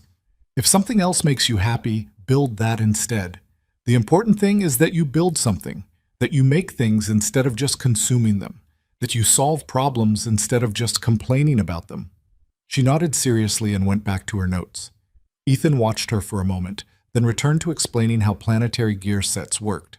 4 years after the competition, Claire called Ethan with news that Velocity was being acquired by a larger manufacturer. The deal was complex, involving stock swaps and board restructuring and all the corporate machinery that Ethan barely understood. What mattered was what Claire told him directly. Your contract is protected. The acquiring company has agreed to honor all existing partnerships and licensing arrangements. You'll continue receiving royalties and your advisory board position remains unchanged. The only difference is you'll be working with new executives who might have different priorities than I did. What about you? What happens to you? I'm staying on for 2 years to manage the transition, then I'll probably move on to something else. This was never going to be forever. I'm sorry. I know you built Velocity from almost nothing. And now it's big enough to be valuable to a major player. That's success, even if it feels like losing something. She paused. I wanted to thank you, actually. Your engine was a big part of why the acquisition was attractive. You helped make this company worth buying. You made it worth buying, I just provided one piece of technology. Don't diminish what you did. Your work mattered. It still matters. And working with you reminded me why I got into this business in the first place. So thank you for that. After they hung up, Ethan sat with the news for a while. Change was coming again, whether he wanted it or not. New executives, new priorities, new uncertainties about how his partnership would be treated going forward. But the contract was solid. Torres had made sure of that. And he'd survived bigger uncertainties than a corporate acquisition. 5 years after the Detroit competition, Ethan received a letter from Robert Chen, the judge who'd first suggested he get legal representation. Chen was retiring and wanted to let Ethan know how proud he was to have been part of recognizing his work. "I've judged hundreds of innovations over my career," Chen wrote. "Very few had the potential to genuinely change the industry. Yours was one of them. More importantly, very few came from people who understood that engineering is ultimately about solving real problems for real people, not just chasing patents and profit margins. You understood that. It showed in your work. Thank you for reminding an old engineer why this field matters." Ethan kept that letter in his desk drawer, pulling it out occasionally when the business complications got overwhelming or when he questioned whether the partnership had been worth the loss of simplicity in his life. 6 years after the competition, Lily turned 12 and started asking more sophisticated questions about her father's work. She wanted to understand not just how the engine worked mechanically, but why certain design choices had been made, what problems each innovation solved, how the whole system fit together conceptually. Ethan taught her everything he could. They spent evenings in the garage working through engineering principles, building models, testing theories. She had Sarah's intelligence and his stubbornness, a combination that suggested she really might follow through on her plan to build engines someday.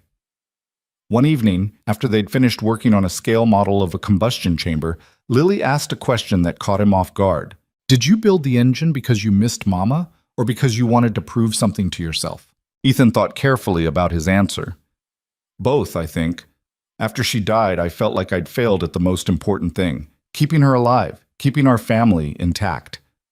Building the engine was partly about having a problem I could actually solve, where the rules made sense and hard work produced results. But it was also about proving I hadn't given up completely, that I could still build something good even when everything felt broken." Do you still feel broken? Sometimes, but less than I used to. And I think that's what healing looks like.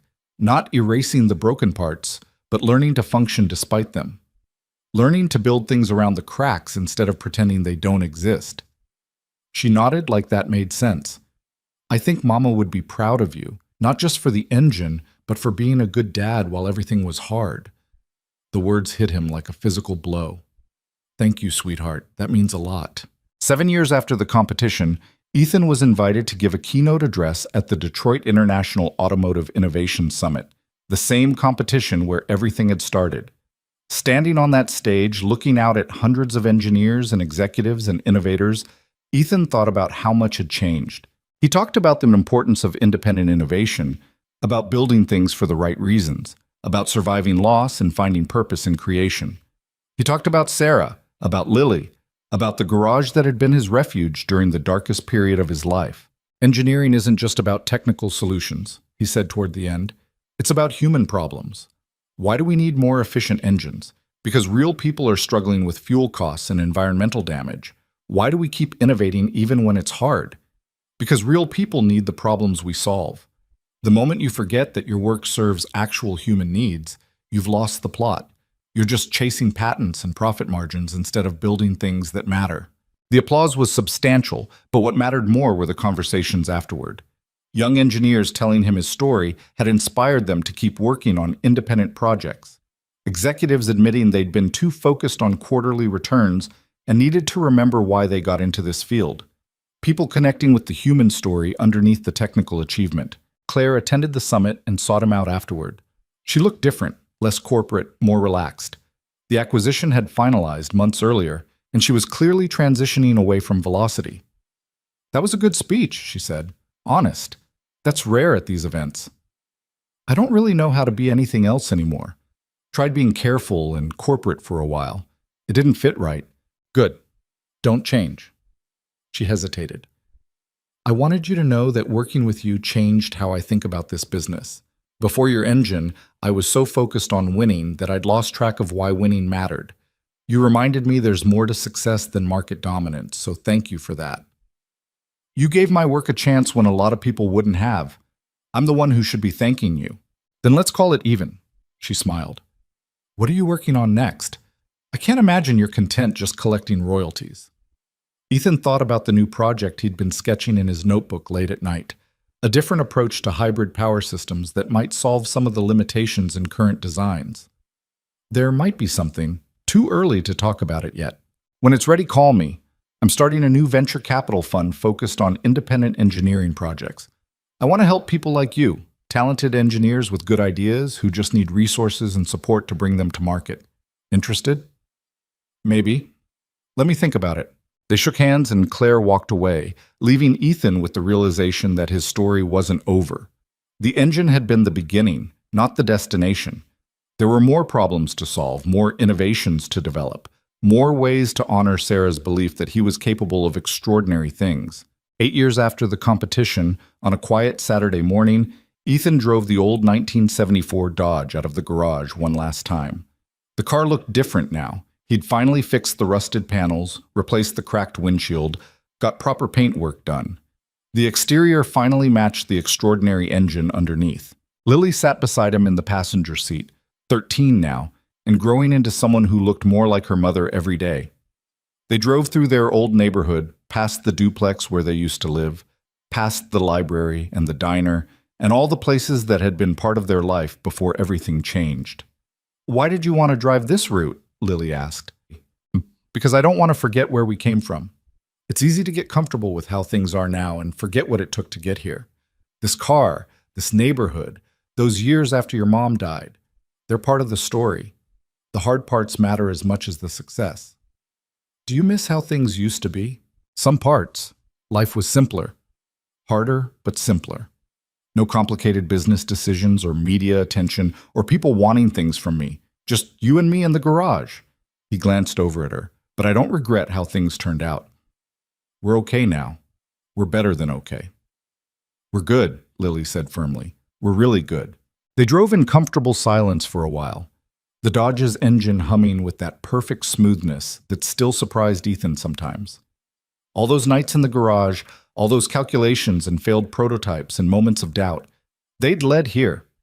To a Saturday morning drive with his daughter, to financial security, to recognition from the engineering community, to proof that survival could lead to something more than just getting by. The car still looked a little out of place among the modern vehicles on the road. Too old, too square-edged, too obviously from a different era. But underneath that aging exterior was technology that represented the future. And somehow that felt appropriate, a reminder that innovation could come from unexpected places, that broken-looking things could contain extraordinary capabilities, that judging by appearances meant missing what really mattered. Ethan thought about Sarah, about the promise he'd made at her funeral to keep building, keep moving forward, keep being the father their daughter deserved. He'd kept that promise. Some days it had been harder than others, and he'd made mistakes along the way, but he'd kept going. The engine was proof of that. Lily was proof of that.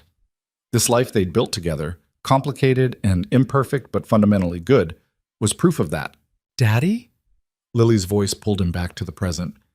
"Can we go get breakfast at that diner you and Mama used to go to?" "Yeah, sweetheart, that sounds perfect." They drove on through the morning light, the old Dodge carrying them forward with the steady reliability of something built right, something designed to last, something that proved the broken things could be repaired and the impossible problems could be solved, and the grief that threatened to destroy you could be transformed into something that sustained you instead. And maybe that was the real lesson underneath all the engineering and the competition and the business success. That humans were resilient in ways they didn't recognize until tested. That loss didn't have to be the end of the story. That you could survive something terrible and still build a life worth living on the other side. Not a perfect life. Perfection was a fantasy, but a real one, with all the complications and struggles and unexpected joys that came with actually engaging with the world instead of just retreating from it. The engine had been Ethan's way of proving that to himself. But the life he'd built with Lily, the relationships he'd formed, the way he'd learned to carry grief without being consumed by it, that was the real achievement. The engine was just metal and mathematics. The life was human and messy and infinitely more valuable. They pulled into the diner parking lot, and Ethan turned off the engine. For a moment, he just sat there, hand on the key, taking in the sound of Lily unbuckling her seatbelt and the smell of coffee drifting from inside the restaurant and the warmth of morning sun through the windshield. "You coming?" Lily asked, already opening her door. "Yeah," Ethan said, smiling. "Right behind you." And he was. Right behind her and beside her and wherever she needed him to be. Because that was the promise that mattered most.